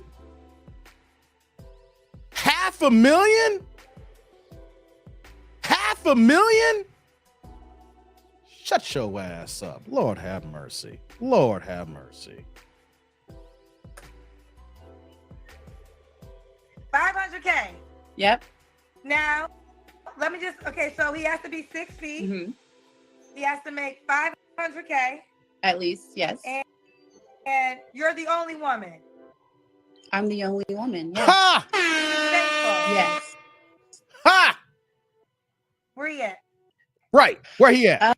I'm hoping, you know what? I feel like I can find him. I I'm- feel that's why like- I'm on your show, Kendra. What? I'm hoping that there's someone who is.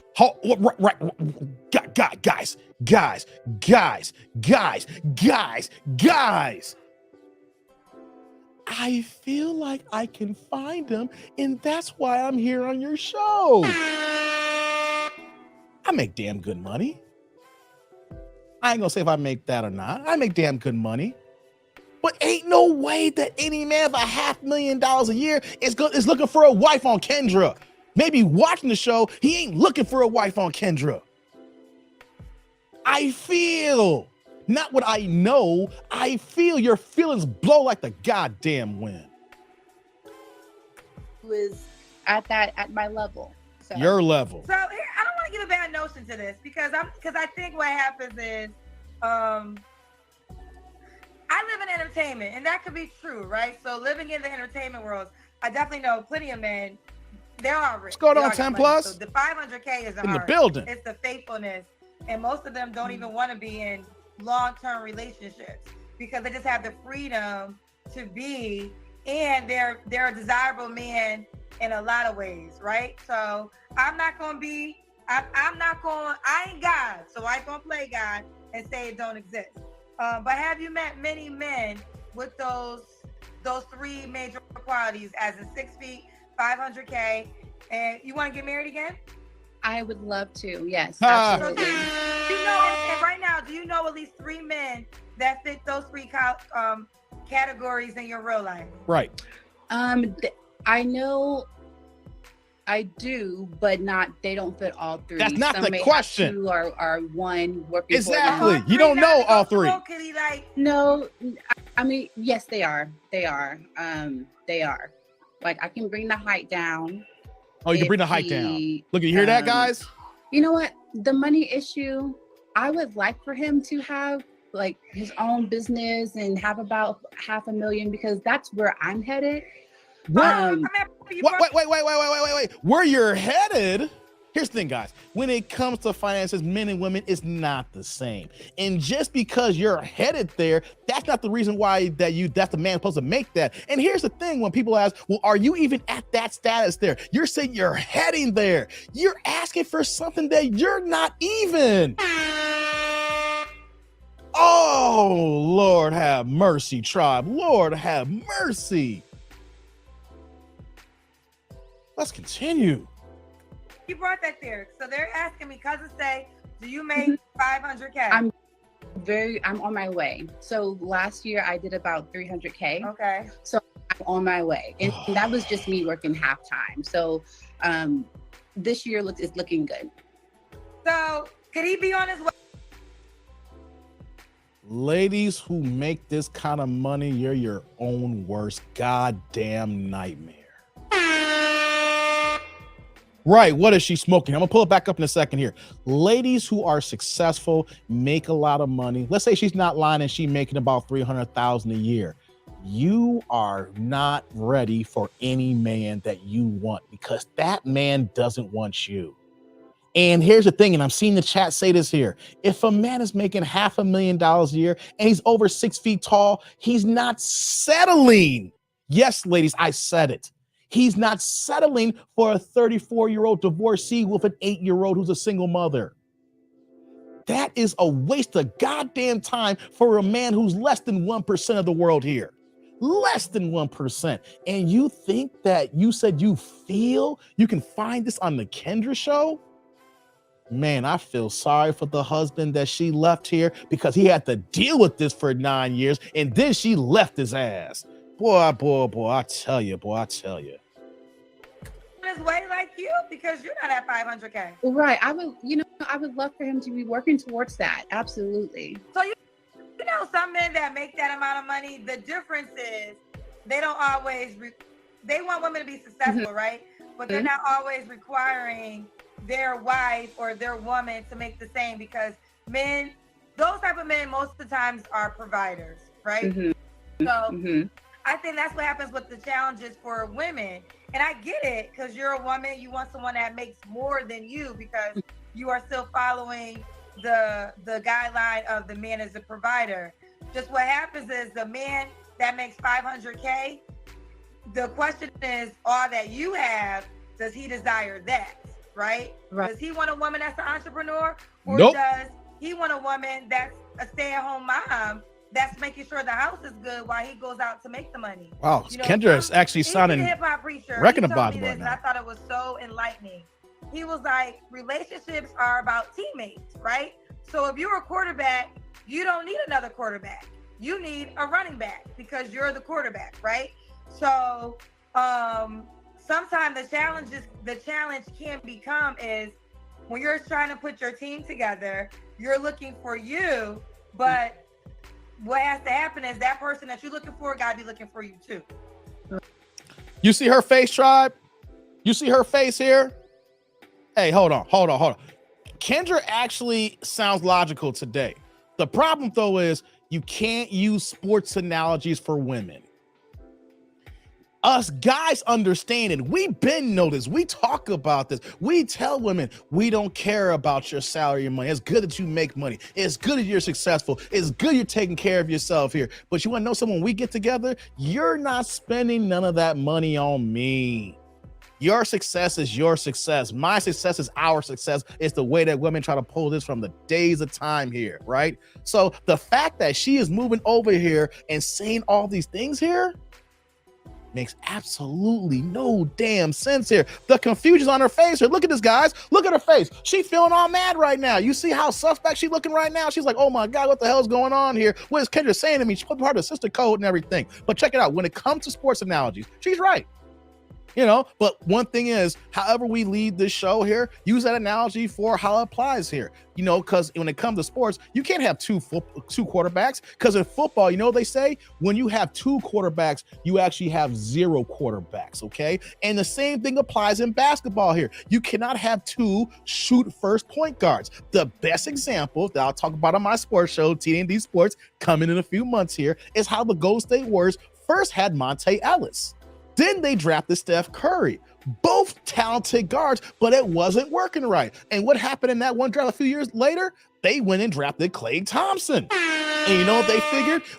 We can't have both Monte and Steph in the backcourt at the same time. It's just not going to work right. We want to rock with Steph here. We need to pair him somebody. So you know what we're going to do? We're going to go ahead and draft this Klay Thompson kid. His daddy played for us and played for the Lakers and won championships. He's got metal. And so we're going to pair him who don't need the ball. Steph needs the ball. Klay don't need the ball. Klay don't need the ball. So hence Monte Ellis got his ass out of here. And what happened after they made some configuration and built around that? 4 championships later. The point that I'm saying here is that you can't have two first point guards. You got to have a yin and a yang. You got to have a mix and a match. It's got to be able to be complementary to each other. And a woman who's making $300,000 and said that now she's in LA, she can go full time and go hard in her business, means that she's trying to make $500,000 this year, which means that also she got an 8-year-old kid. You know what that means? Work and kid means no time for you. The guy needs to be working and getting that grind while you stay your butt at home and get this work here for the family. Or if you're going to work part-time, but we can't have our women working 20 hours a day and then we're working 20 hours a day and we never see each other. Hence why relationships break up, because women want to compete with men and want to make as much money as possible. If that guy's making $500,000 a year, why do you got to work so hard to make 3? It'd be dope to have that kind of money, but let's keep it a buck here. If someone's making $500,000 a year, you don't need to be working 17 hours a day getting that 3. That's why these relationships be breaking up. Competing with men, saying you can do it too, not looking at your own goddamn happiness. Okay, guys, I'm gonna get back to the video. I'll get to y'all supers in a little bit. The supers are piling up. I'll get to y'all in a second, man. Let's get back to the video. Right. So I want to talk about your real life real quick. So the 3 men that have those type of situations, what's the problem with those men? So they're either married already and we're just good friends. They don't count then. Married? You go after married men? That make at least $500K or close to it, 6 feet, and could be faithful. You know 3 of those guys in your real life? I don't. She don't know these kind of men. Okay. Yeah. Okay. Nope. Okay. So you haven't met this man, but you know he's existing in this world. I feel like it. Feel again, y'all. You hear the feel? There's a lot of guys out there who are entrepreneurs, are really like doing really well for themselves. Look, I see them all the time on Instagram, but where are they at in real life? Like I see them, like. Honey, let me say this about Instagram. Y'all know that. Let me tell you. Hold on. This is what I do like. What's Kendra gonna say about here? Young Miami and Diddy's relationship, because I feel like it's a real. Now Diddy's a billionaire, right? So let's start there. He's a billionaire. He's what is that? Is billionaire 8 figures, 9 figures? I don't know. A lot of y'all just want 6 figures, which is a millionaire. But she's showing firsthand what happens when you deal with a billionaire. He done had a baby. We done seen him with other women. Like, she clearly is not the only woman. That's why I asked you when you did that request, like, because I feel like you might find some of it, right? You got to ask yourself what's most important. What I respect about Young Miami is she's very clear. I've interviewed her several times. Money is important, point blank, period. So she starts there. Now, whatever comes with it, but we starting at money. You got another girl, I don't give a shit. Am I on a private jet? You got another baby, I don't give a shit. Did I get what I needed? So I respect that, because she's willing to sign up for everything that it comes with. I think a lot of y'all say y'all want a unicorn. Like, he gotta have 500K, he gotta be 6 feet, and he gotta be faithful. And this gotta be a guy that you are meeting now. I do think it's different if you came up. Let's say you met at 18 and y'all build together. That's a whole different conversation, because you have proven the fact that you will be with him with nothing, right? And I think the value of that sometimes weighs more with men. But when he's already made and established and all this, he gonna ask himself, well, why? How I know you will be with me if I didn't have this money? Right. That's actually true, Kendra. Right. But I don't want to be like, one thing Hold on. You see how she's looking here, how she's nodding her head? You see that face there? She's acting like she's never heard this before. She's acting like Kendra is spitting facts to her. At the same time, she's looking extra disappointed. She's like, oh my God, what is being said here? I can't believe this. I can't believe this. Hey, let me get some of these supers here before we get on here. Mark is back with the $2 holla. Turn the chat blue here, saying this is a dating show or the Make-A-Wish Foundation. Hey, damn, Mark. Hey, Mark. Salud. Thank you for the holla, man. Hey, man, you ain't lying. These women be actually wishing for things like they're a cancer patient and they're on their last moments here. What do you want, little Timmy? I want to meet an NBA ball player. Let's see if the NBA will grant your wish. Now, you little 304, what do you want? I want a man making $500,000 a year. Okay, let's see what Make-A-Wish says. Come on, man. Stop playing with me, y'all. Stop playing with me, man. You need to stop playing with that.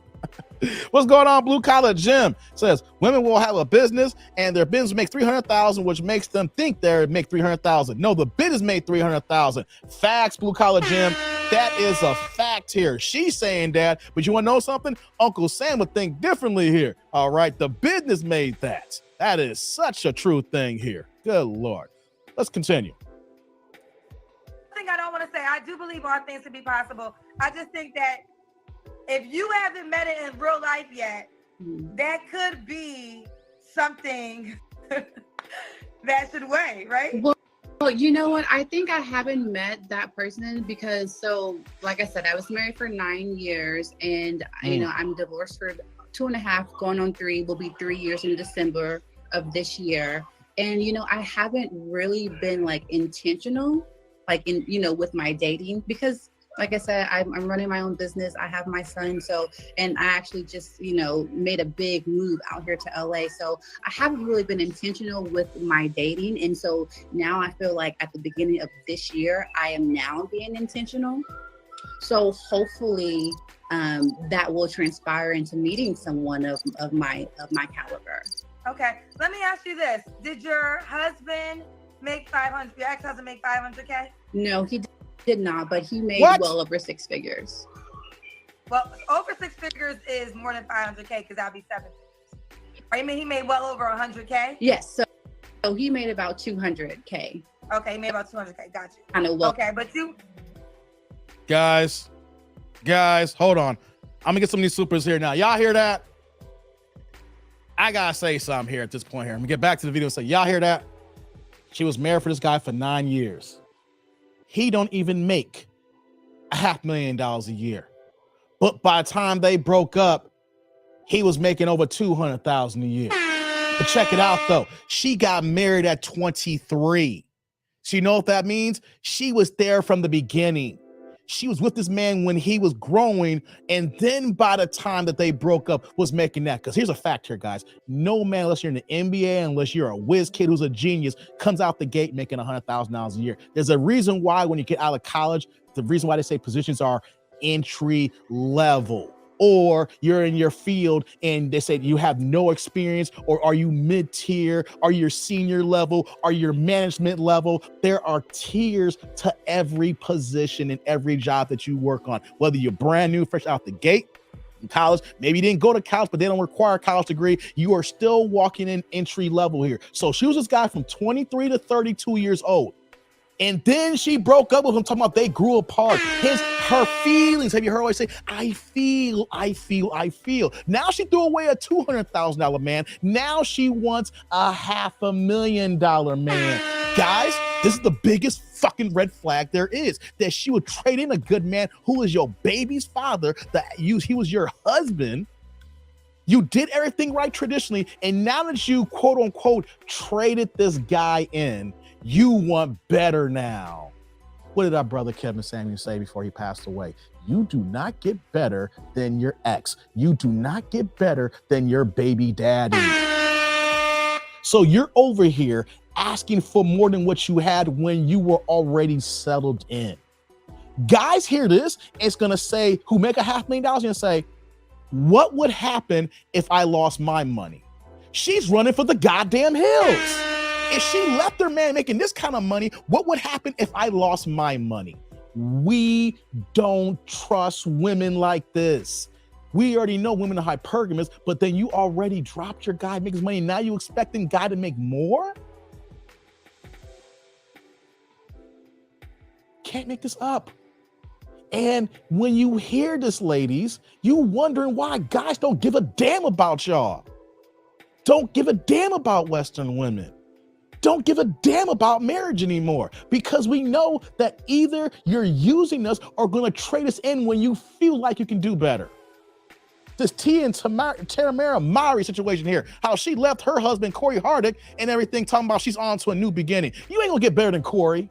No dude in their right mind is gonna be messing with Tia Mowry like that unless they're just trying to smash. They're not marrying you. All these women following these Mowry sisters, and these women thinking that they're past 30 with multiple kids and been with a guy for so long that they can trade their guy in and get better.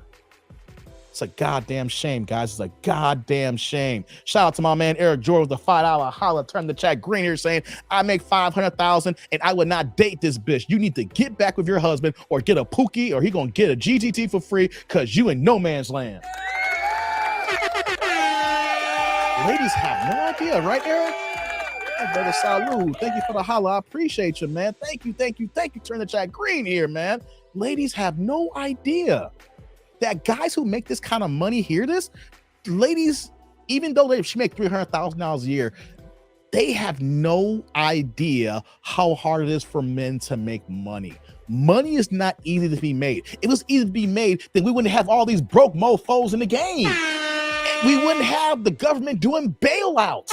If everybody's making this money, everybody be eating and living and not complaining, and we won't be seeing Congress trying to change the game for college, for college tuition reimbursement, not having to pay student loan back, putting a pause on that. People asking for actually loan forgiveness. If everybody's making this money, then why is there so many handouts? Why is there so many people asking the government for help? Because not that many people are making that kind of money.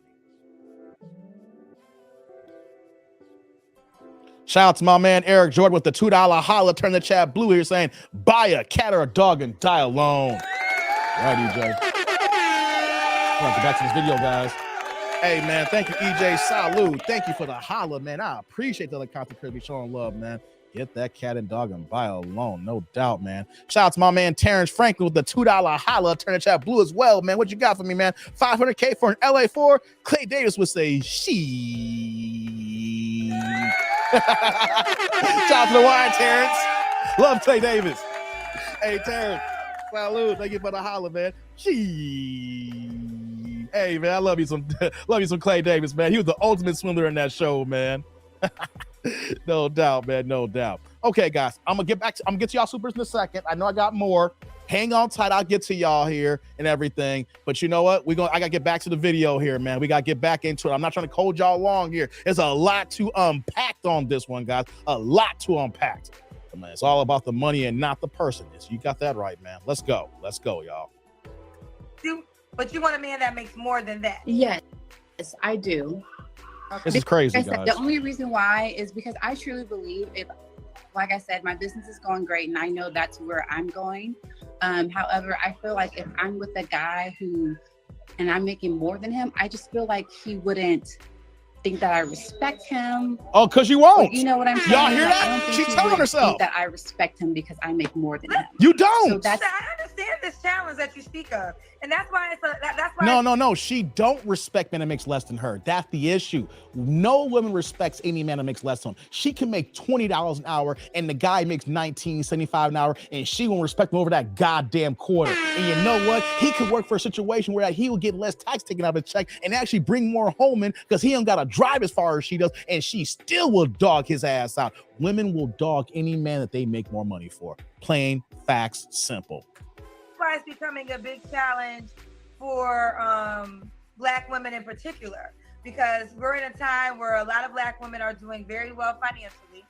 And when you do well financially for yourself, you want a man that's either doing better than you financially, or at least equal, right? But this is why I always say, you guys look at relationships, right? That I don't know. Y'all see her face? Jay-Z and Beyonce. She's not getting the words that she's looking for. More than Beyonce. But for the most part, when I think of marriage and men who are extremely wealthy, their wives are like stay-at-home wives. They're not necessarily worker bees. right. So, I mean, Right. not all. There are some. But let's move forward. Let's do the Kendra Cam. Okay. They're telling me to get to this Kendra Cam, girl. Girl, okay. Before we get to the cam, let me get to these supers, guys. I'm gonna get to the rest of these supers now. Get caught up here. Shout out to my man Roderick from Bermuda. Turn the chat orange here, my brother, with the $20 holler here. But here's the thing. Roderick ain't dropped no questions or comments. My man dropped the orange for the straight love of the game. My man. My man. Roderick in the building. Hey, brother, man, salute. Thank you for the holler. I appreciate it. Hey, man, Roger be coming through and be supporting the kid, man. Thank you. Since you dropped this big one here on me, pause. I gotta say that right here. I'm gonna keep this on the screen a little bit longer here. I'm gonna get to these other supers in a second. I see y'all. Let me get to this Kendra Cam, guys. Let me go out here and get some. I gotta good recognize light. he dropped a This big good one LA here. light, girl. Get this good. I heard LA weather. LA, get your weather together. Don't be playing with me. Don't be playing with me. Exactly. Okay. So let me set you up here. I'm on my rooftop. Yeah, girl, they ready for the Kendra Cam, girl. Okay, girl. Let me set you up.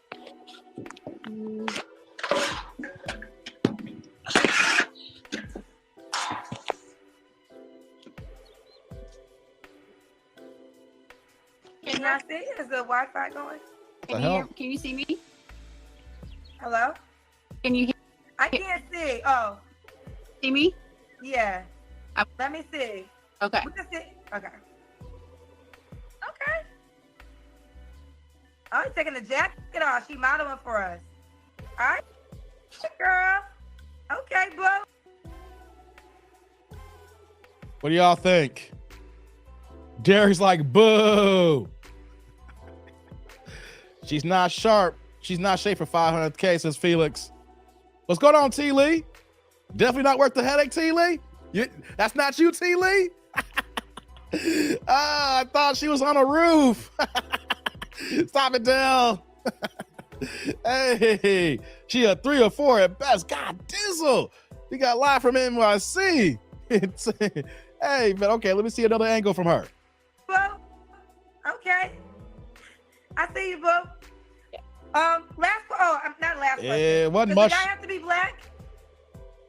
Oh, I don't discriminate. Oh, okay. Yeah, I don't. So you'll date any race? Oh yeah. Well, my preference is black guys and white guys.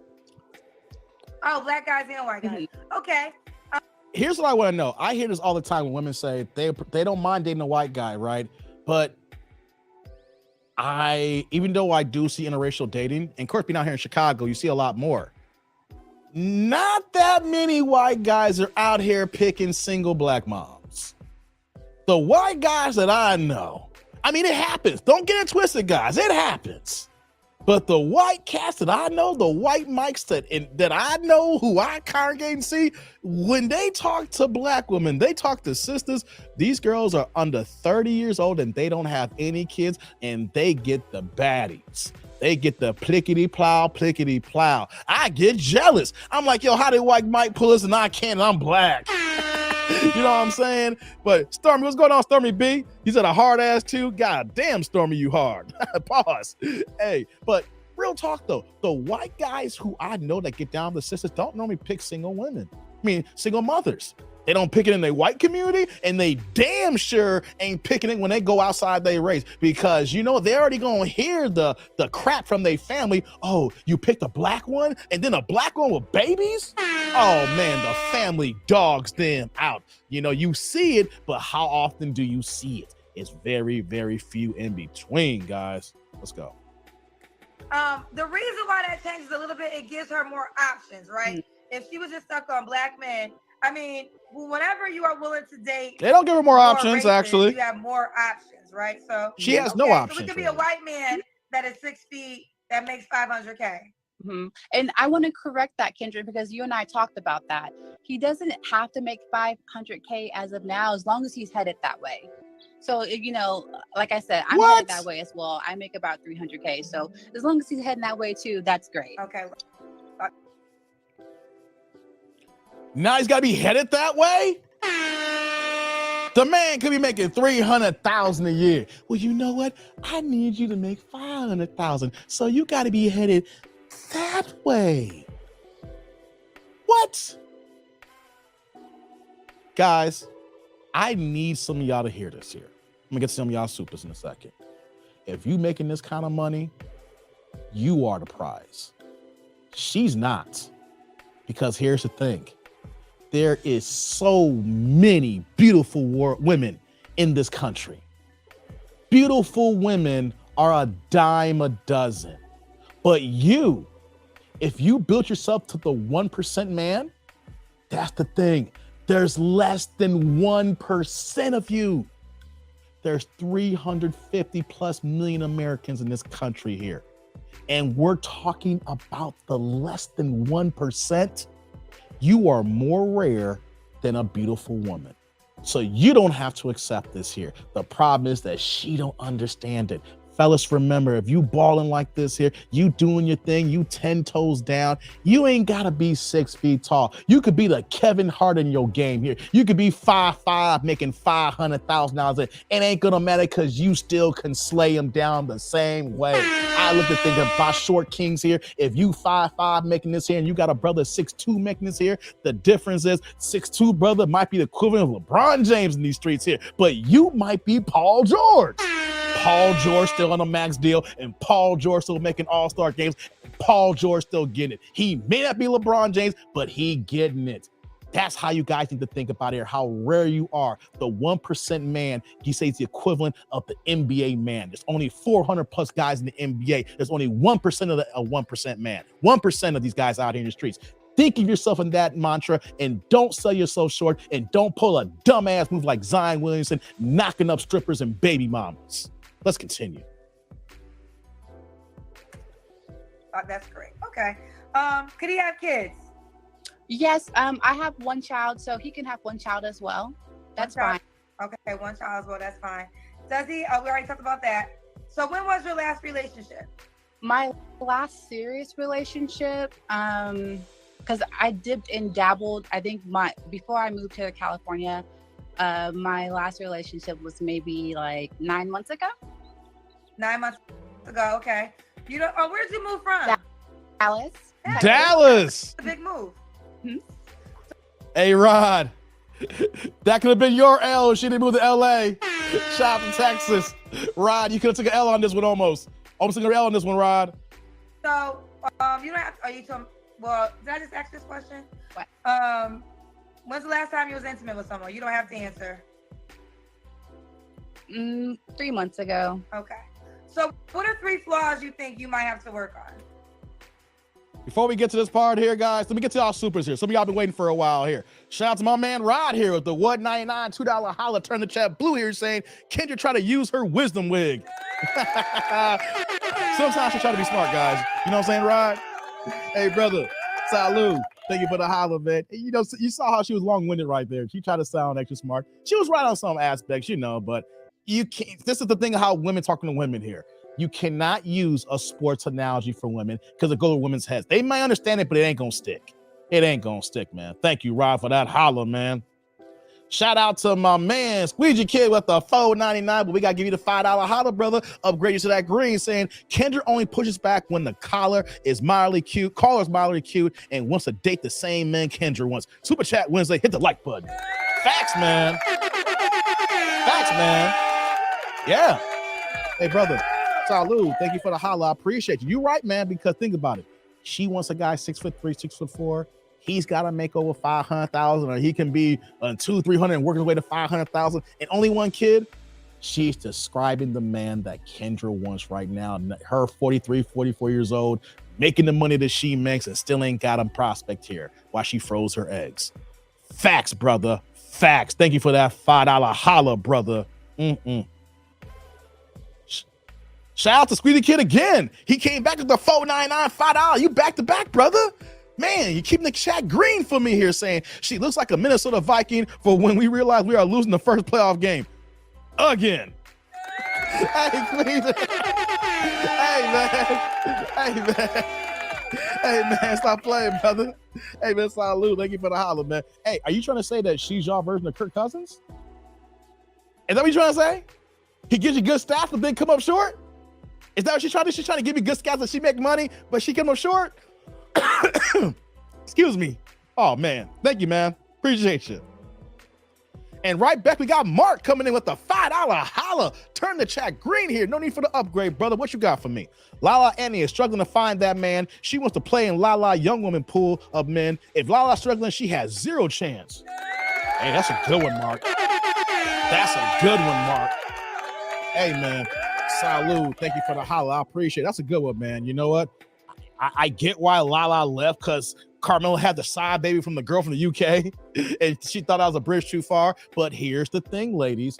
You go deal with a 1% man. Hell, you're dealing with an NBA player. Carmelo Anthony is one of the top 75 players of all time. Did you know, Kenny the Jet Smith broke this down, said only 5,100 plus players has played in the NBA in total in history. 5,100 men has put on a goddamn jersey and was able to get on the court here. And then Lala, you not only got Carmelo when he was 19 years old, fresh in the league when she was older than him, and then gonna get mad when he cheated.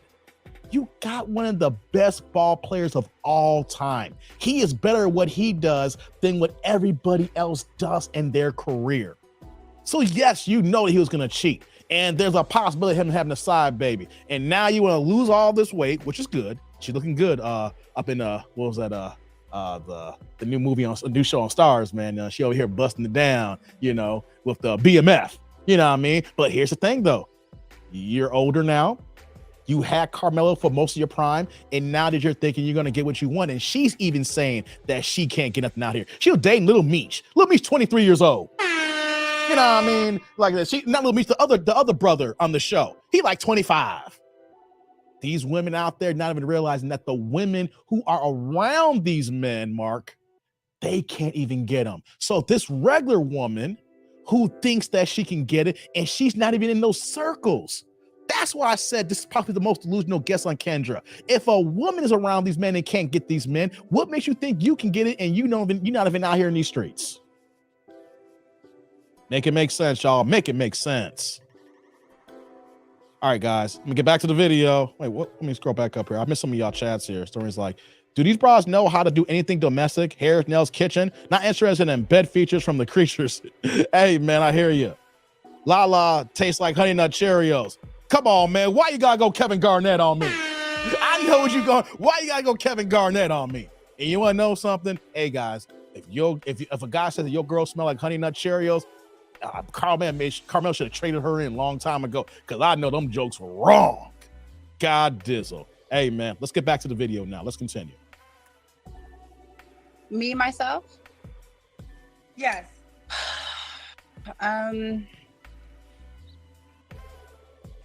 Oh, hold on, guys. Tough, Kendra. Hold on, guys. Hold on. I'm definitely not perfect. Let me do this here, guys. Let me rewind this back just a little bit. Tough, Kendra. Me, myself? So what are 3 flaws you think you might have to work on? Check this out, guys. Me, myself? 3 flaws.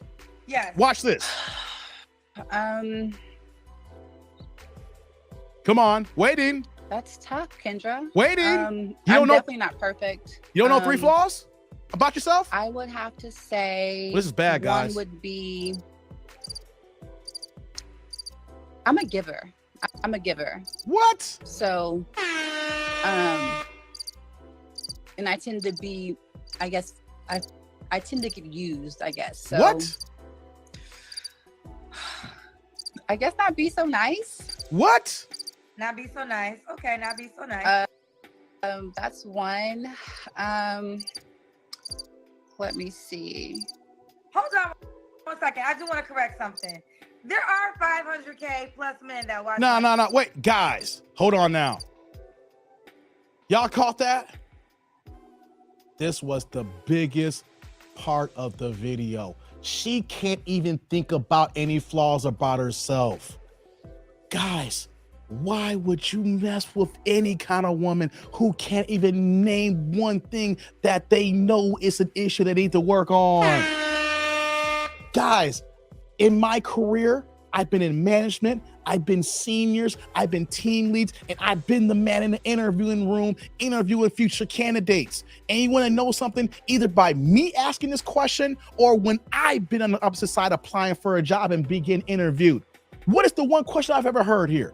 Hey, David, can you name something that you know you need to work on? You know, it's a weakness or something that is a hindrance to you, but you know that might hurt your work environment, but you know something you work on or you're trying to work on? And you know what I say off the rip? And you guys know this too. I have a tendency that when I get excited, I talk really fast. And when I talk really fast, then things are coming out of 100 miles a minute here. And sometimes there's certain words you may not be able to understand because I talk so fast. It is something that I've recognized since I was 9 years old when I first started taking speech. I know there are times when I get excited and I talk fast here, so I have to catch myself.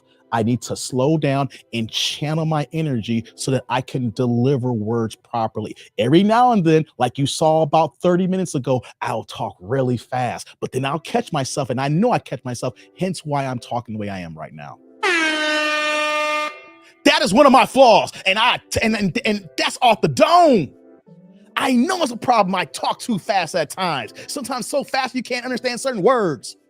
One thing I am not accountable. I know my flaws, I know my weaknesses, and I talk about them so that I can work on them. Any woman that you ask them, what is your flaws or things you need to work on? And then she is saying, I don't know.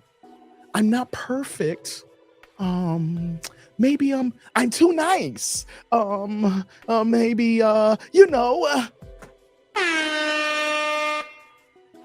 Guys, this is the biggest flag there is. When a woman can't tell you what her problem is, run.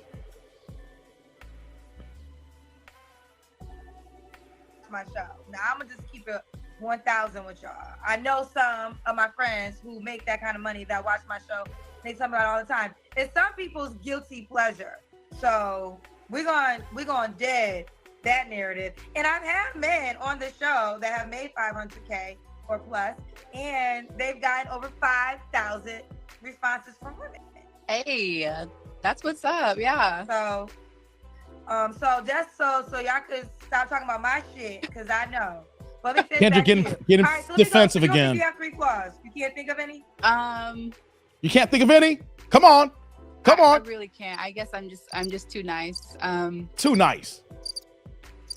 That's about, yeah. Okay. Why would a guy be lucky to be with you? No flaws, fellas. Because I'm very loyal. I'm very trustworthy. When you get me, you get like an asset. I feel like I'm definitely a ride or die. I definitely back my man 100%. But you left your husband, and he made over $200,000 a year. How are you ride or die when you said that it just didn't work out? That's not ride or die. That means that you pulled the parachute as fast as possible. Yeah, you get a lot of love and affection. I'm very like loving, and I love a lot of affection, and I give a lot of affection. So, yeah. Okay.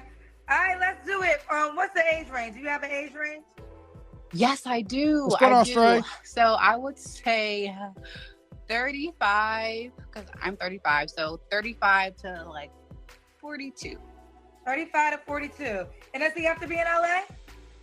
I would prefer him. Yes, definitely. Okay. He has to be. Do you want any more kids? I do. I do want more. Okay. And you want All kids. right, so let's do it. This is Naomi in LA. She's a recruiter. She has her own recruiting firm.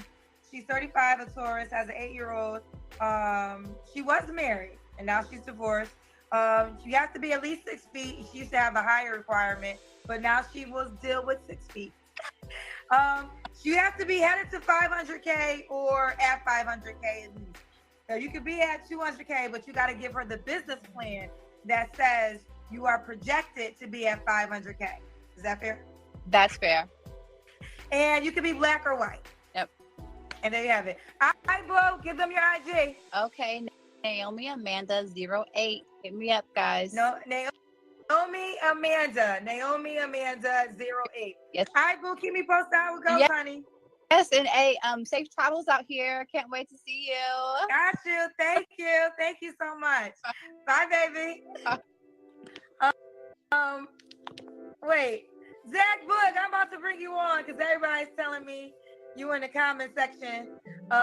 Let me see if I can get Zach on real quick. And then Anthony, I'm gonna come to you after Zach. Hey, Regine. Hey, Regine. I miss your face. Let me see if Zach is able to say. Zach. Ciao.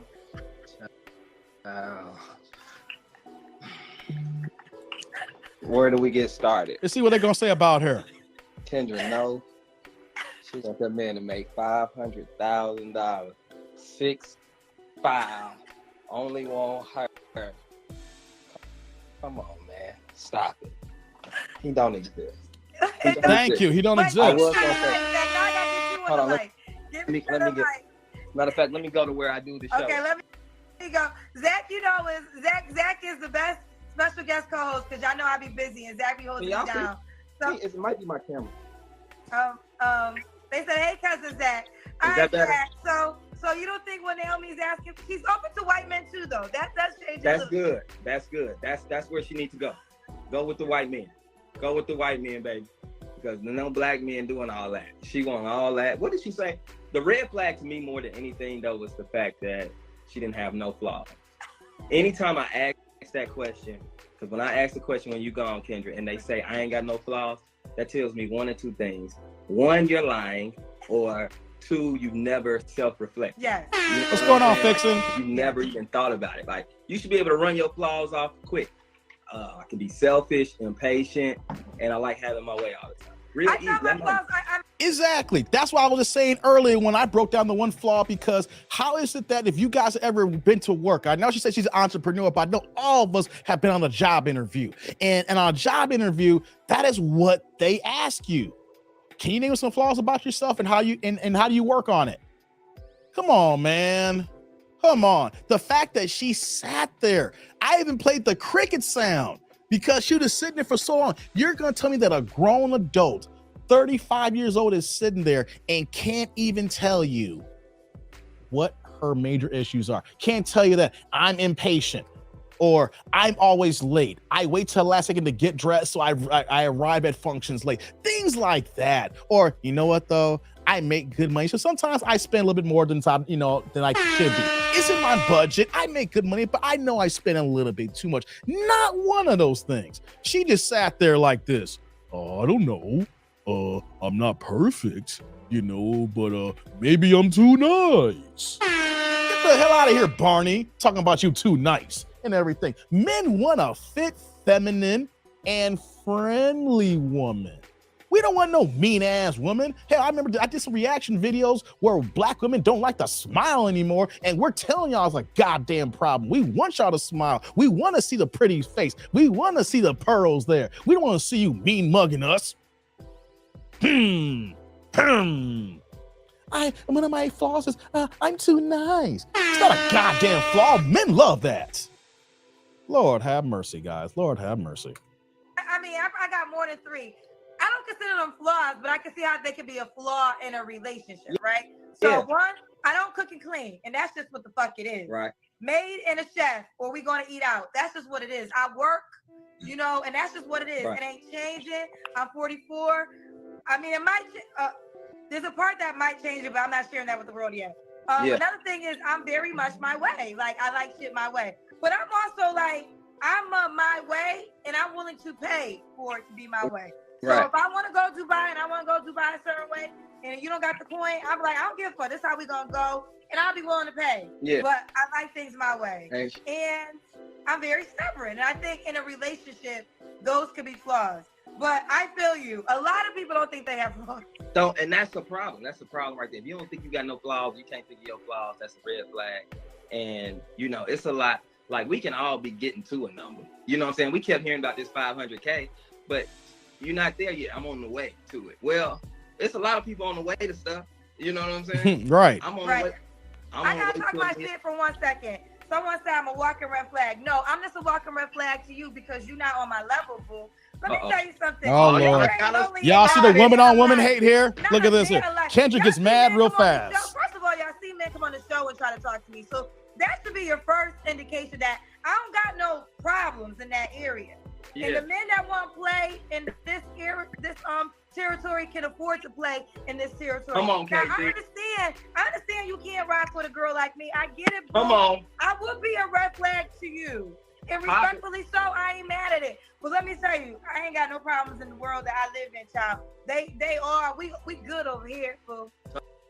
Told you. Now, but back. This is why I say women are their own worst enemy. They talk about us, but when they get each other, they're worse among each other. Yes, Larry, very triggered. Nobody want to say it again. But I'm also realistic in the world that I live in, right? Yeah. And that's why I use the example of Young Miami. I feel like Young Miami, I respect it because she's showing you what it's like to deal with a man like that. So, y'all want the man that got the private plane, tall, big penis, no kids, only wants you. First of all, we don't talk about this a lot, right? We spend a lot of times calling men cheaters. What I have come to learn is it's be a lot of the women. The women be aggressive for your nigga. We talk about sisterhood this, sisterhood that. No, your sister is trying to get that man. A lot of times he might want to be faithful, but when a girl see he got all this, you think she care about you? She don't care about you. She don't care about you. She want that man, and she going to get that man. And you're gonna have to lock him up in the bed, chain him to keep him all to yourself. And let me tell you this. Why? Actually, Kendra's right on this one here. I had an ex who had a roommate, and her roommate wanted to smash your boy so bad. Tribe. I'm being a good guy. This was my girl. She was in college and I was working and I'll come by to visit her. Why every time I come by to visit, she would have regular clothes on. Then she would change and put on them goddamn short ass boy shorts on where just a little bit of the cheek on the booty just peeking out the top there and a little bit of a crop top showing off the stomach and the belly button. And that ish was flat as hell. And the first time I saw her, I was like, well, I came by, I'm over their house so she's comfortable. No big deal, right? Next time I was like, yo, I thought she changed it, but and she must have been a long day and changed. Then the third time I'm like, oh, it's hey, fellas, a lot of times ladies want to blame us for wilding out and cheating. I don't know if y'all ever had that situation before, but the girls' girlfriends, they will throw the booty at you, right? And I've been there. And I you know what though? When I look back now, I wish I would have smashed. God, that ass was nice, guys. And I was being a faithful brother. I was being nice. I was like only 23, 24 years old. And every time I saw that ass, I was like, God damn, that's succulent. And I was being a good brother. You know what I mean? I look back at things now and I should have hit that too. But that's a fact, guys. Ladies, y'all girlfriends are horrible. Y'all girlfriends will steal your man and won't even think twice. Terry's like 2 for 1 day. Nah, my ex didn't get down with that, man. The crazy thing was she was very traditional. She really wanted to be married and want to be a housewife. She was cooking for me and everything when she was 23 years old and everything. Her girlfriend was the banshee. Her girlfriend, even though I didn't call her, she wasn't a 304 because she had a boyfriend, which was crazy. But her boyfriend, you know, he was beta. He was blue pill. He was a good guy, but he was beta. You know what I'm saying?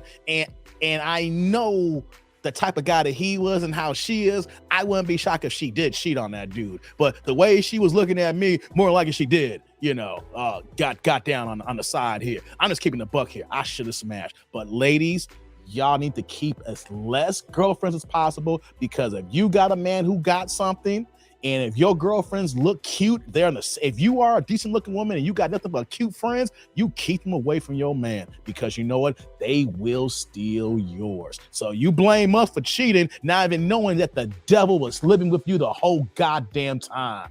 The whole damn time. Let's go, y'all. Why you saying this? Men, we can run away, like we can avoid pussy, but it's hard when it's chasing you. That's a fact. That fast. Yes. We slow, like, we don't run that fast. Especially if you don't get it that often. Not try or not talk. But when somebody's coming at you, it's hard for a man. That's why I be telling y'all, when y'all have good men and he cheat one time, I be like, look, how did it happen? Work on it. Go to counseling, therapy. They be like, oh, I'm done. He cheated. Like, girl, you finna go get another nigga that's gonna do the same thing. Figure it out. Try to figure it out with the guy you with first. I'm not saying just take anything, but you know, just have some grace. That's what I'm saying. Okay, I definitely get you on that. And I'm just talking about things I've witnessed. Like, I mean, yes, there's men out there that be out there with it, but I have seen women, you know, I have dated men and been out on dates, and I have seen women try to push up on the guy I was with. Now, y'all know I'm a gangster, but it don't always be the men. Like, sometimes a man could be chilling, but there's so many single women right now, right, that want that guy, that wants the guy y'all describing, and they don't give a fuck about you. And they will try to get your man when you go to the bathroom, when you go to the powder room, when you go to make a phone call. Trust me when I tell you, I have seen it with my own eyes. But back to this. But why brought Zach on? You don't think this man that she described exists for our Naomi? He exists, but he may want more than her. He may want. That's all. He might. Okay. He might, but he exists. I'm but not. You think if she went the white way? I think she need. If I was her, I would go white. Go. See, this is bad advice, because she's talking about I'll go white. Once again, the man has to choose the woman. A white man in the same situation is not choosing a single mama. A white man over 35, knocking on 40 years old, either he is getting a traditional black woman, which ain't too many of them here. We know some of y'all still exist, but he's going to get that, or he going back to his white clan. Especially a man at that age, the family's going to say, no, Roger, you ain't bringing this niglet home. You're going to go ahead and get yourself a Karen, and we're going to keep this bloodline pure. Look what's going on. I know this is the exception, not the rule. But look what happened with Prince Harry bringing Meghan Markle home. Them white folks said, we don't care if she is the beigest black person who could probably pass for white in certain instances. We don't want the chocolate. You could have smashed that. You can go ahead and be a prince and get all up in them inner gizzards and get in them guts and dig. But you want to know something? Don't marry it. Otherwise, you ruining the family, and we don't want to rock with you no more. White folks will do that here, especially well-to-do, established, money, white families. Okay, you're right, Felix. No nigglets. Hey, I ain't making that line up. That ain't off the rip there. Don't think I ain't heard that from some white folks before. Hey, man, they was like, yo, we get down the get down day, but come on. You may think we sound racist, but this is what we want our family to be. I'm like, hey, hey, you trying to keep the bloodline and the money right. Don't look at me. I ain't trying to marry into your family. I get it. But hey, when he's saying that, maybe go white, black folks, y'all forget. White men of money think the same way as black men with money. Men with money means in value. Think the same way. So it's not about go with the white man. It's about go with somebody who is actually going to accept your situation because the man you want ain't checking for it. Go white. Go white and go with the people that you are in your, like, I don't know what she does for a living. She owns it, so she wanted an entrepreneur because she's an entrepreneur herself, and she wants a person that is like her. You know, she owns her own firm, a firming company that recruits, or she's a recruiter firm for engineers. Well, dope. She can probably find a white engineer in her circle. He may not be 6'5". Nope. You know what I'm saying? Your king. Height. That's the only thing. You can get the money. You know what I'm saying? You might even be able to get him to be fake, but he's gonna be about 5'6". So your king is short, queen. That's my advice. Bad advice. Bad advice. And I talked about this earlier. You know why? Even the brothers who are short ain't choosing this. Black, white, Puerto Rican, Mexican, UK, overseas, Australia, Japan. It don't matter. You want to put a height on this factor? Come on. Some of my fellas who are short, who ain't even average height, is slaying these hoes in these streets, fellas. I'm gonna keep it a buck with you guys here. Height ain't got nothing to do with it. My guys who are short, that are 5'5", 5'4", who are managers, who are directors, and they are getting it, they ain't letting their height change them. Matter of fact, they the boss if they gig there, and they carry that same charisma, that same personality that comes to women. They don't care if they gotta look up at the chick here. You know what they say?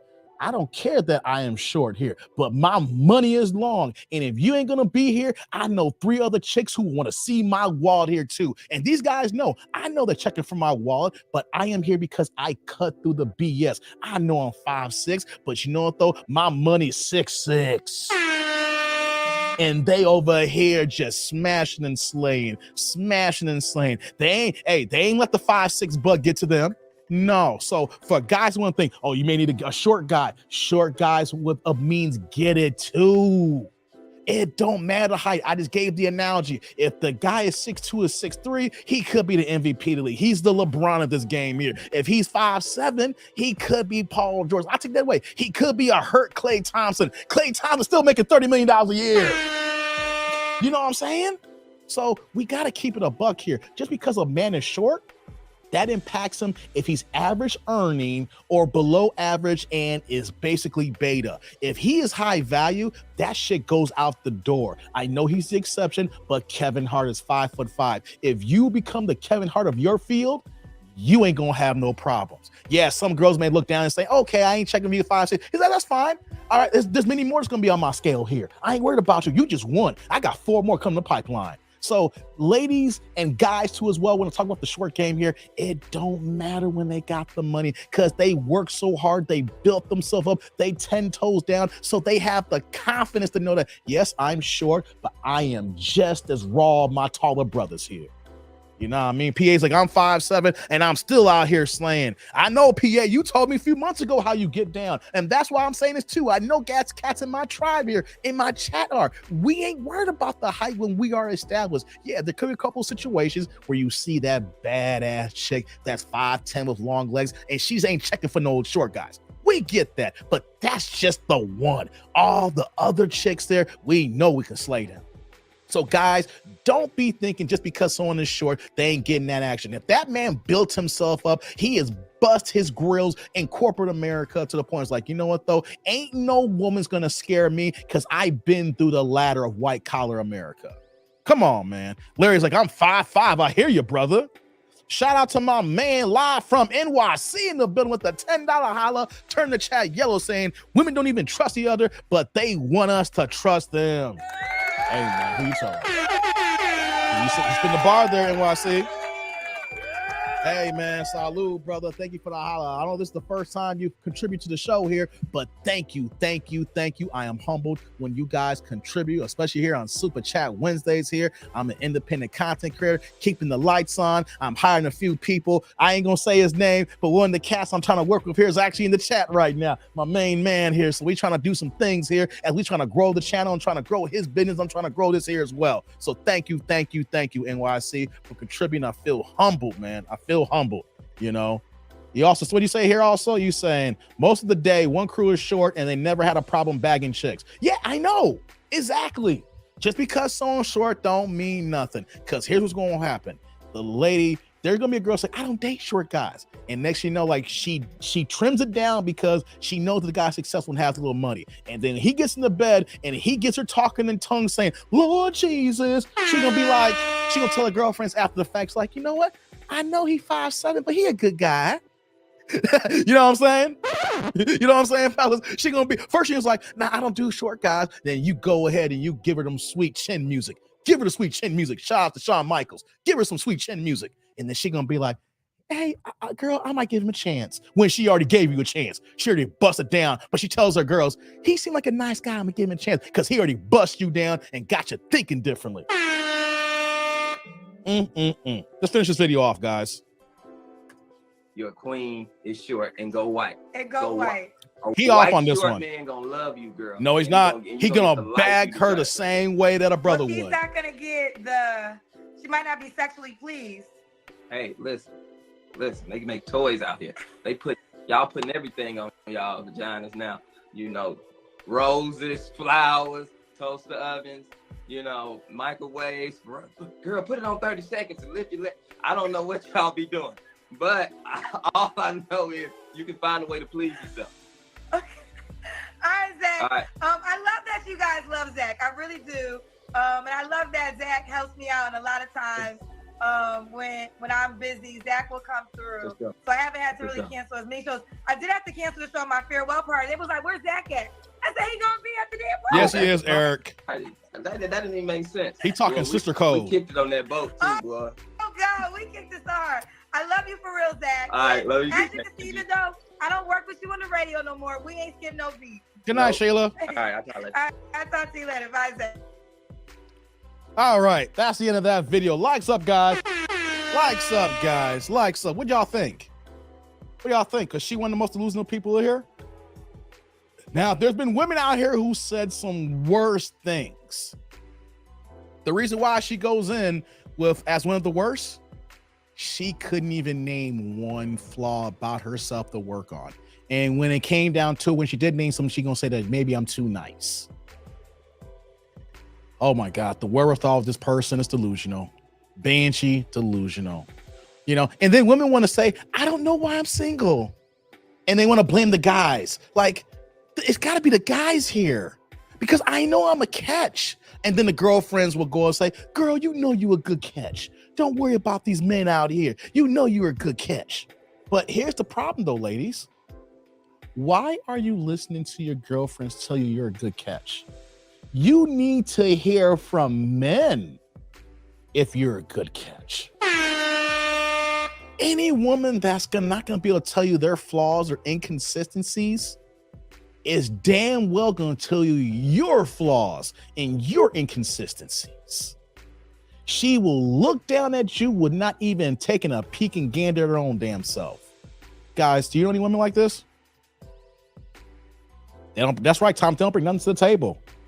She will let a man spend too much on her, right, NYC? When you say something, I can't find a flaw about me, you just admitted to your first one. You are a flaw. Facts, Larry. I'm gonna put that on the screen since you said that, man. Let me put that on the screen. Facts. Felix says in my Yoda voice, strongest one in delusional is. It makes no sense because here's the way I look at things. If I really wanted something, I'm gonna go to the source. Whether I'm gonna go online and Google something to get the information, or I'm gonna go to somebody who knows it. The thing I'm not gonna go to is people or apps or locations that is not gonna give me the right answer. And the problem with women is they're so based on your emotions and your feelings that you have to feel good on everything. You don't want anything to feel uncomfortable. Hence why you talk to your friends. Hence why you call Kendra thinking you're going to find a man making $500,000 a year and be over 6 feet tall and be faithful and be everything that you look for. You will talk to your girlfriends and they'll say, you're a catch. A guy be lucky to have you. And guys are saying, nah, we straight. There's a complete opposite here. And he may say, well, I'm a good girl. I have a good job. Guys don't care about your money. The guys who care about your money is the guys that you don't want. Hey, what's going on, Quick? Long stroking. We've been here for 2.5 hours and change here, Quick. You know, 2.5 hours, we still cooking here, Quick. Hope you're doing good, brother. Good to see you, man. So if you're constantly talking to your female friends and you're not getting any results, the issue is females don't know anything about men. And the women who know about men are already married and been trying to tell you about men because they don't want you taking their man. The sister code is strong in the wrong ways. Y'all need to talk to more men. Y'all got to stop talking to women. Women don't know anything when it comes to men. Hence, though, men have to learn women. We have to understand women to be with them. Hence why we have so many men who can't get anything, because that they don't have the mouthpiece. They don't know how to talk to women. So many men are awkward. I hate to say this, but so many men are actually losers. So many men are beta. So many men live in a defeatist mind state because the way they were raised, because they may came from a single family home, or the fact that they lived in a situation where their father wasn't around, or the fact that they just were not trained right, because majority of men are being pussified today. We got so many of our young boys, young men, and even grown adults been pussified out here because of the feminist movement and how women are moving. And guys are thinking, just like Kendra's co-host, saying the things that jived right with women. You need to get your short king, or, you're going to have to get you a white man. Dude, if you educate yourself, the men in that caliber, they all think the same. It ain't gonna matter if you white, black, Puerto Rican, Mexican, Japanese, Australian, it don't matter. And matter of fact, in those other nationalities, it will be worse. It'll be worse. So, is she one of the most delusional? Hell yeah. You can't recognize flaws. You want a man 6'3". Ladies, y'all need to do your homework and look up how many men in this country that are over 6 feet tall that are marrying age or appropriate for marriage. And then you need to break that down even further and find the black men who are of this stature here. And then you need to say to yourself, is this man gonna cheat on me? Because if a man is over 6 feet tall, he's good looking and he's successful, he ain't gotta be rich, but if he has a good job, he knows that he can slay hoes. And when a man knows he can slay hoes, what chance do you stand if you can't separate yourself from the pack? If you got a kid and you're a single mom, you're not separating yourself. You are RUO, recreational use only. And we need women to understand this here, even though it sounds cruel and it sounds mean here. When if a guy says, hey, look, I'm here for a short time, not for a long time with you. I am here for fun. I am looking for a fun girl. That is how he looks at you when you have a kid. If you are under 30, you are beautiful, you're in shape. You ain't got to be a perfect 10. You can be an adjustable 6. But if you're traditional and you understand what you need to do for your man, that man will find that more appealing than the 35-year-old making $300,000 a year who ain't got no goddamn flaws.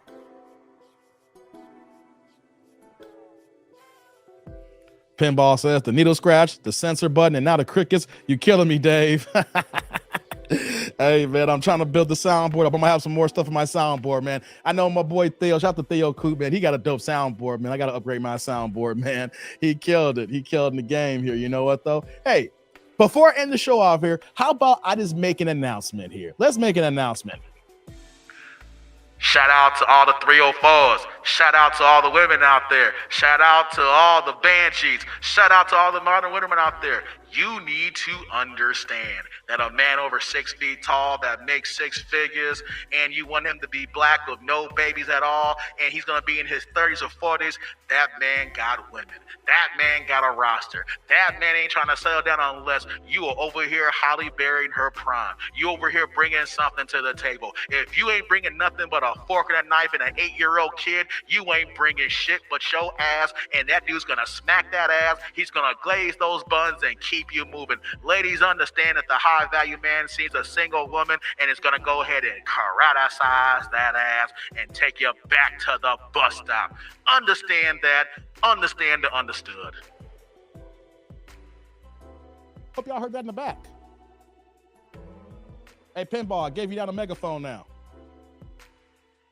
What you saying here quick? Travis the dumper, Rudolph is free. Yes. Yeah, quick. Before I get out of here, man, shout out to that, man. Hold on. Let me pull one thing up here. Give me 1 second.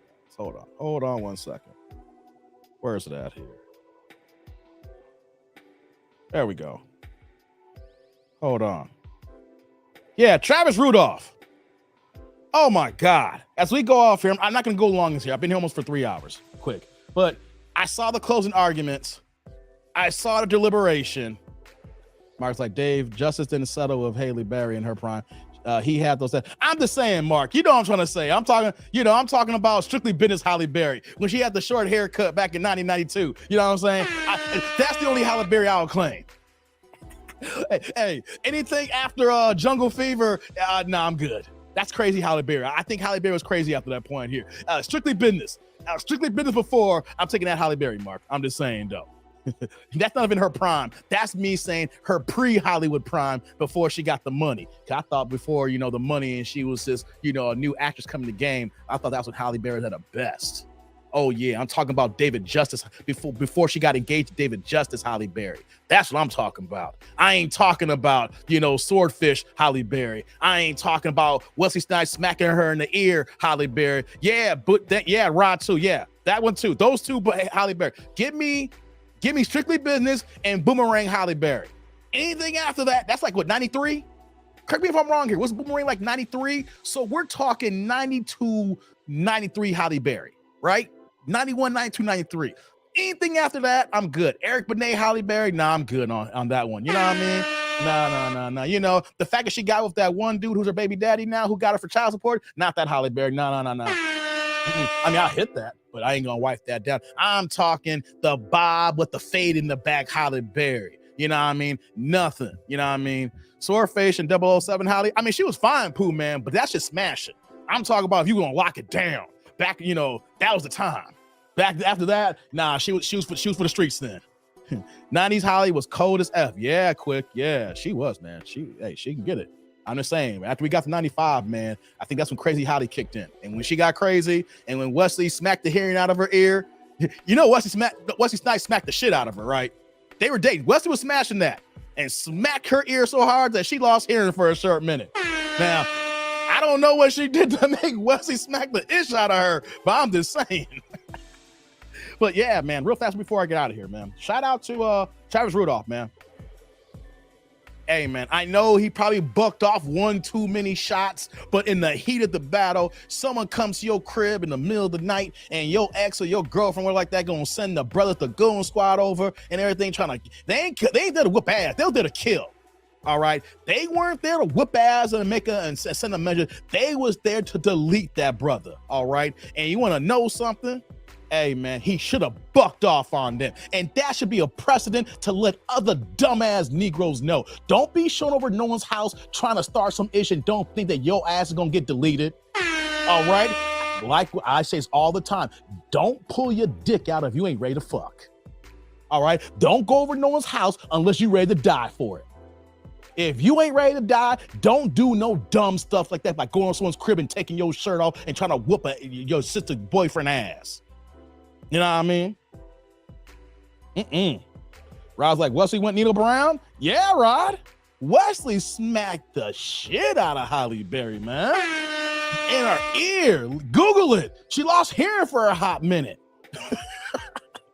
The running joke was, what? Because Holly has a bad reputation, a bad history of men. So it got to a point, like earlier, it was like, yo, they thought Wesley was the bad guy. But then it was like, some stuff comes like, yo, what did Holly do to make Wesley that pissed off?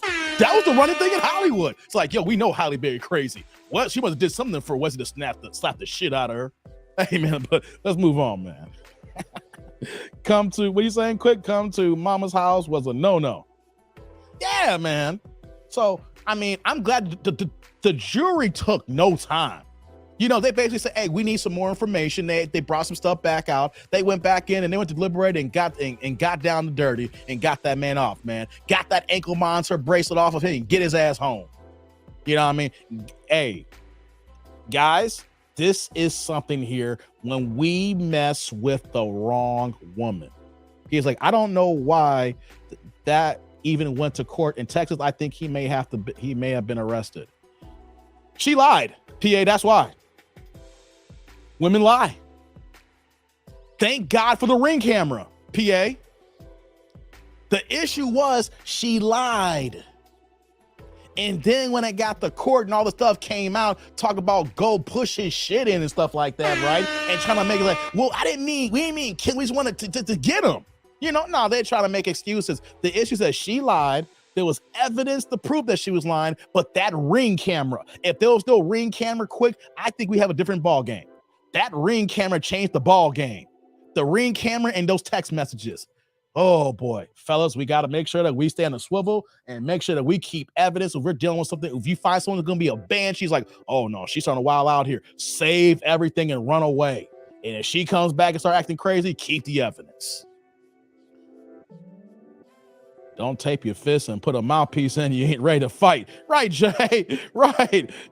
Yeah, that way too. You can use that analogy. Right. Don't tape your fist and put on a mouthpiece if you ain't ready to fight. I'm a little bit more graphic. Don't pull your dick out if you ain't ready to fuck.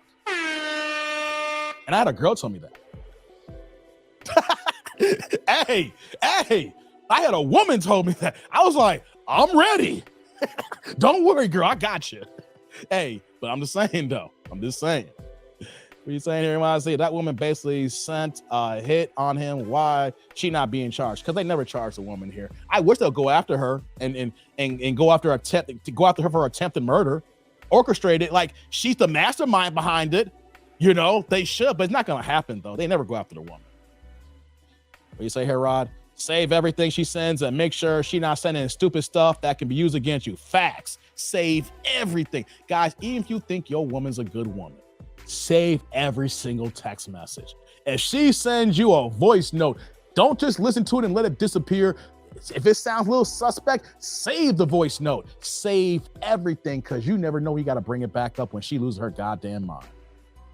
And men, please stop getting sent on dummy missions. A guy died because her sending them on mission. Exactly. She sent her brothers there, and her brothers believe every single word about it. Now one of her brothers is deleted, and he ain't never coming back. And the one brother was on the stand when they asked him the questions. He was like, "If would you know what you know now that your sister lied? Would you've gone there?" And he was like, "I don't know." And he had to say, I don't know, because it would prove his sister wrong and got off easily. But the way he said, I don't know, it was like, hey, I don't think I would have done this again knowing what happened here. The sister put the batteries in her brother's back and then got his ass deleted. It's the women, guys. It's the women that will go ahead and get you revved up, but you're running on empty with no gas in the tank. At minimum, she deserves a conspiracy charge. Exactly, Rod.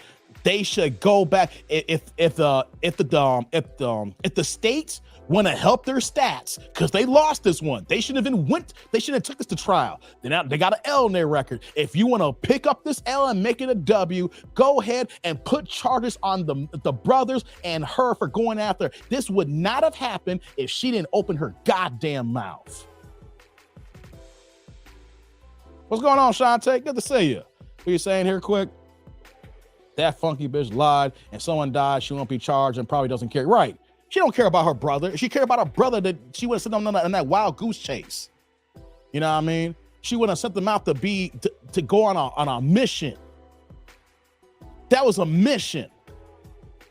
But you know what that tells you too? what kind of brother she has. Because those ain't black men. Those are niggas. Because I don't know about you, but there is no way that a female cousin or someone's gonna tell me, go over there, he disrespected me. You know what I'm gonna say here? I ain't gonna go to no fight. Nah. Girl, that's what I'll say. That's what you get for messing around with niggas. I ain't gonna fight for you. I told you to pick better. You a grown up, don't handle your affairs. He laid hands on me. Call the goddamn police then. I ain't going to jail for you. If he laid hands on you, call the police. Let the police handle that. You want me to go to jail for you? You want me to go over there, get into a fight, then both of us going to jail? You going to bail me out? Or when we get into the fight, are you going to leave me there and you going to bail him out?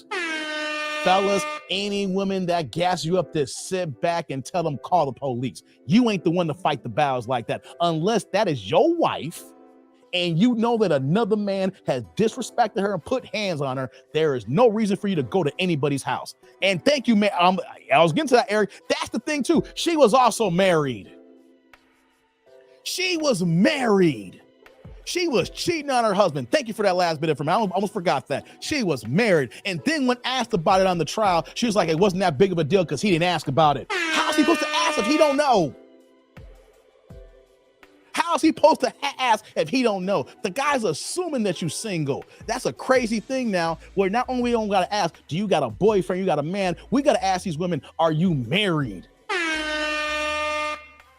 Larry, I heard during the trial that her husband is sticking behind her. What a goddamn simp. I hope things change after the fact now. I heard before the trial that he was sticking it out. But you know what, though? And that's the problem with some of these goddamn men here. I understand that, there should be no reason, but this is adultery. She helped get another man. She used her brothers, and her brothers got deleted while she was cheating on him. Man, I hope he does leave, but this dude sounds like a goddamn simp talking about he's standing behind her. He should definitely sue for at least lawyer and court fees, man. She ain't got no goddamn money, man. He'll sue and everything like that for the principal if he did do that. But I think in this situation here, he just want to walk away. He already been in jail, been an anchor monitor on there, had his life ruined for this short period of time here. He just want to run away and get off to the sunset. So here's the thing, I don't even blame him being on personal charges because he went through so much stuff. He's like, man, let me get the hell away from this married ass, crazy ass woman. Yeah, like just another BT 1100 that sent her ED 209 bros to kill another black man. Right, Jay? You say here, Eric? She would have lied if he asked. And she was lying on the stand, too. Lying on the stand. As I close out, fellas, this is what we got to be careful on, man. Don't let no woman get emotional to make you go to somebody's domicile to fight. It ain't your job to fight. We are adults. Call the police. They're there for a reason. Remember, we're black people too. The majority of my tribe is black people here. So you go over there, and if the neighbors call the police with some ruckus going down, you don't know if the cops come and get you. And here's the thing too, by you going over there, you are being technically the aggressor. You over there technically instigating the issue here. So there could be a situation by you going over there, let's say they didn't have any guns and no one got deleted, they still could probably look at you being the aggressor by going over there because you're not going over to that man's house to talk at 11 o'clock at night. Don't let any woman talk you into losing your life, to losing your livelihood, to losing your job, to losing everything. It's not worth it. If she really feels that way, you tell her to call the police and then you step to the side. Do it the legal way. Don't do it the hood way. Don't try to take street justice into your own hands, because you know what happens for street justice and you ain't about that life? Everybody loses. You should hit that last chick with the sensor. Oh, man, you're killing me, man. You're killing me, man. Lives, Ja Morant's mama. Facts, Eric, just like Ja Morant's mother. She was not even looking to be causing all the ruckus. As the saying goes, if you're scared, call the police. Hey, man, I'm calling the police, man. Hey, just for pinball, I'm calling the...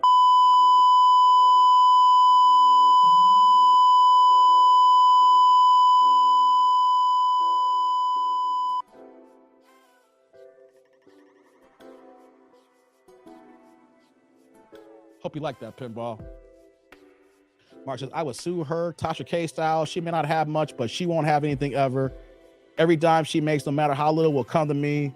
hit women charges too. I hear that, Mark. I hear that, man. And I understand that viewpoint too as well. If you want to do that route, I get it. I get it, man. I get it. I get it, man. Don't hold court in the streets for these bitches. You're right, Lorenzo. Facts, brother. Facts. Garnish her and her husband wages. Yeah, I hear you, man. I hear you. Okay, guys, let me get out of here, man. We're knocking on 3 hours, man. So I'm gonna close the show out. So I need you guys to click on like, subscribe, and the bell notification below. This was a dope live here. And like I said, if you guys missed Monday's live with the super beef with Derek and Big Man 7917, go ahead and pull that up. Pull it up. You're going to love it. You're going to love my refereeing. Oh, the carnage. Oh. I'm doing my best WWE Gorilla Monsoon along with wrestling here. You know, I was, if you guys were wondering, I was channeling Gorilla Monsoon. If you know who Gorilla Monsoon is, you know my wrestling heads, right? So if you ain't seen, you know, if you missed it, check that as well. I actually have more content dropping this week outside of lives. So make sure notifications are on and the bell so that everything clicks off here. See, so you get that here. So I appreciate all y'all for checking in, man. We're going to get out of here and whatnot. Let me see here. Let's do this here. Let's do this here. So since we're getting out of here, we're going to play this. You know, the show's over when you hear this, right? Yeah. I hear that. It's over. Like button support. Thank you for everybody for the super chats and super chat Wednesday, keeping the lights on. Best believe the money's going to a cause because y'all gonna see some change not only for this channel but for the second channel, TD&D Sports. But until next time, I'm that dude named Dave, and I'll see y'all next time. Rest in peace to the Iron Sheik, and I'll see y'all in the next live stream. Peace out, tribe.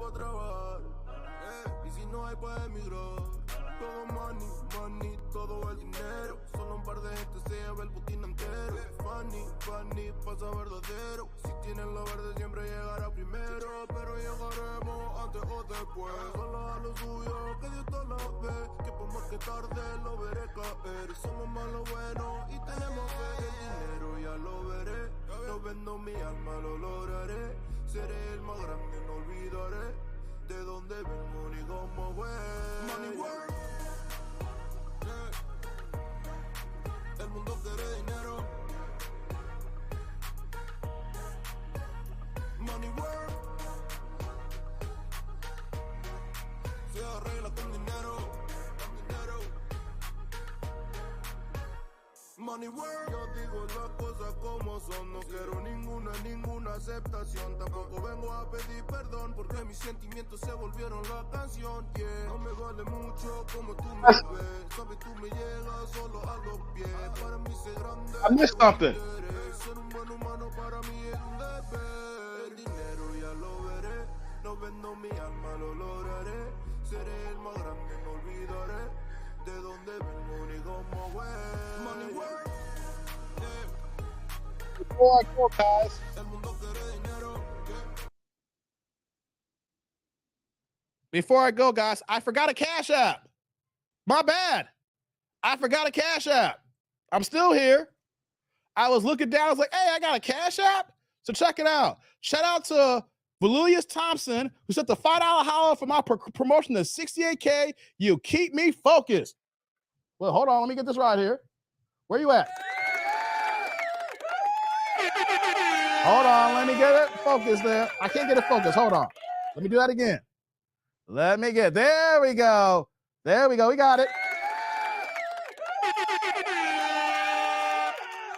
Yeah, you got a raise. Here's the thing, viewers. I will make sure that I will re-announce this Cash App on the next show because everybody could be gone here. So the $5 holla, I'll let y'all know that I don't forget anybody's supers or Cash Apps here. If not, we'll announce it on the next show here. I ain't people like Don Lexi who take y'all money and spit on y'all. All right, back to the music, and I'll make sure that I'll make this announcement at the top of the next live stream. Now I'm out of here, guys. Let's get the money going.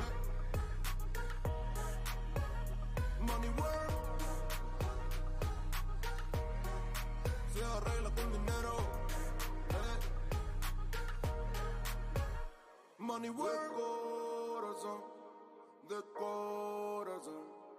La plata no te ser feliz. Ella es de corazón, tratando de hacer ser feliz. Money work, el mundo quiere dinero. Yeah, yeah, yeah, yeah. Money work, money work, money work, money work. Se arregla con dinero. Money work, lunes, lunático.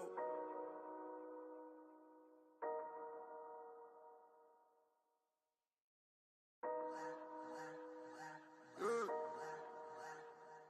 Lunes. Money work. El mundo quiere dinero. Money work.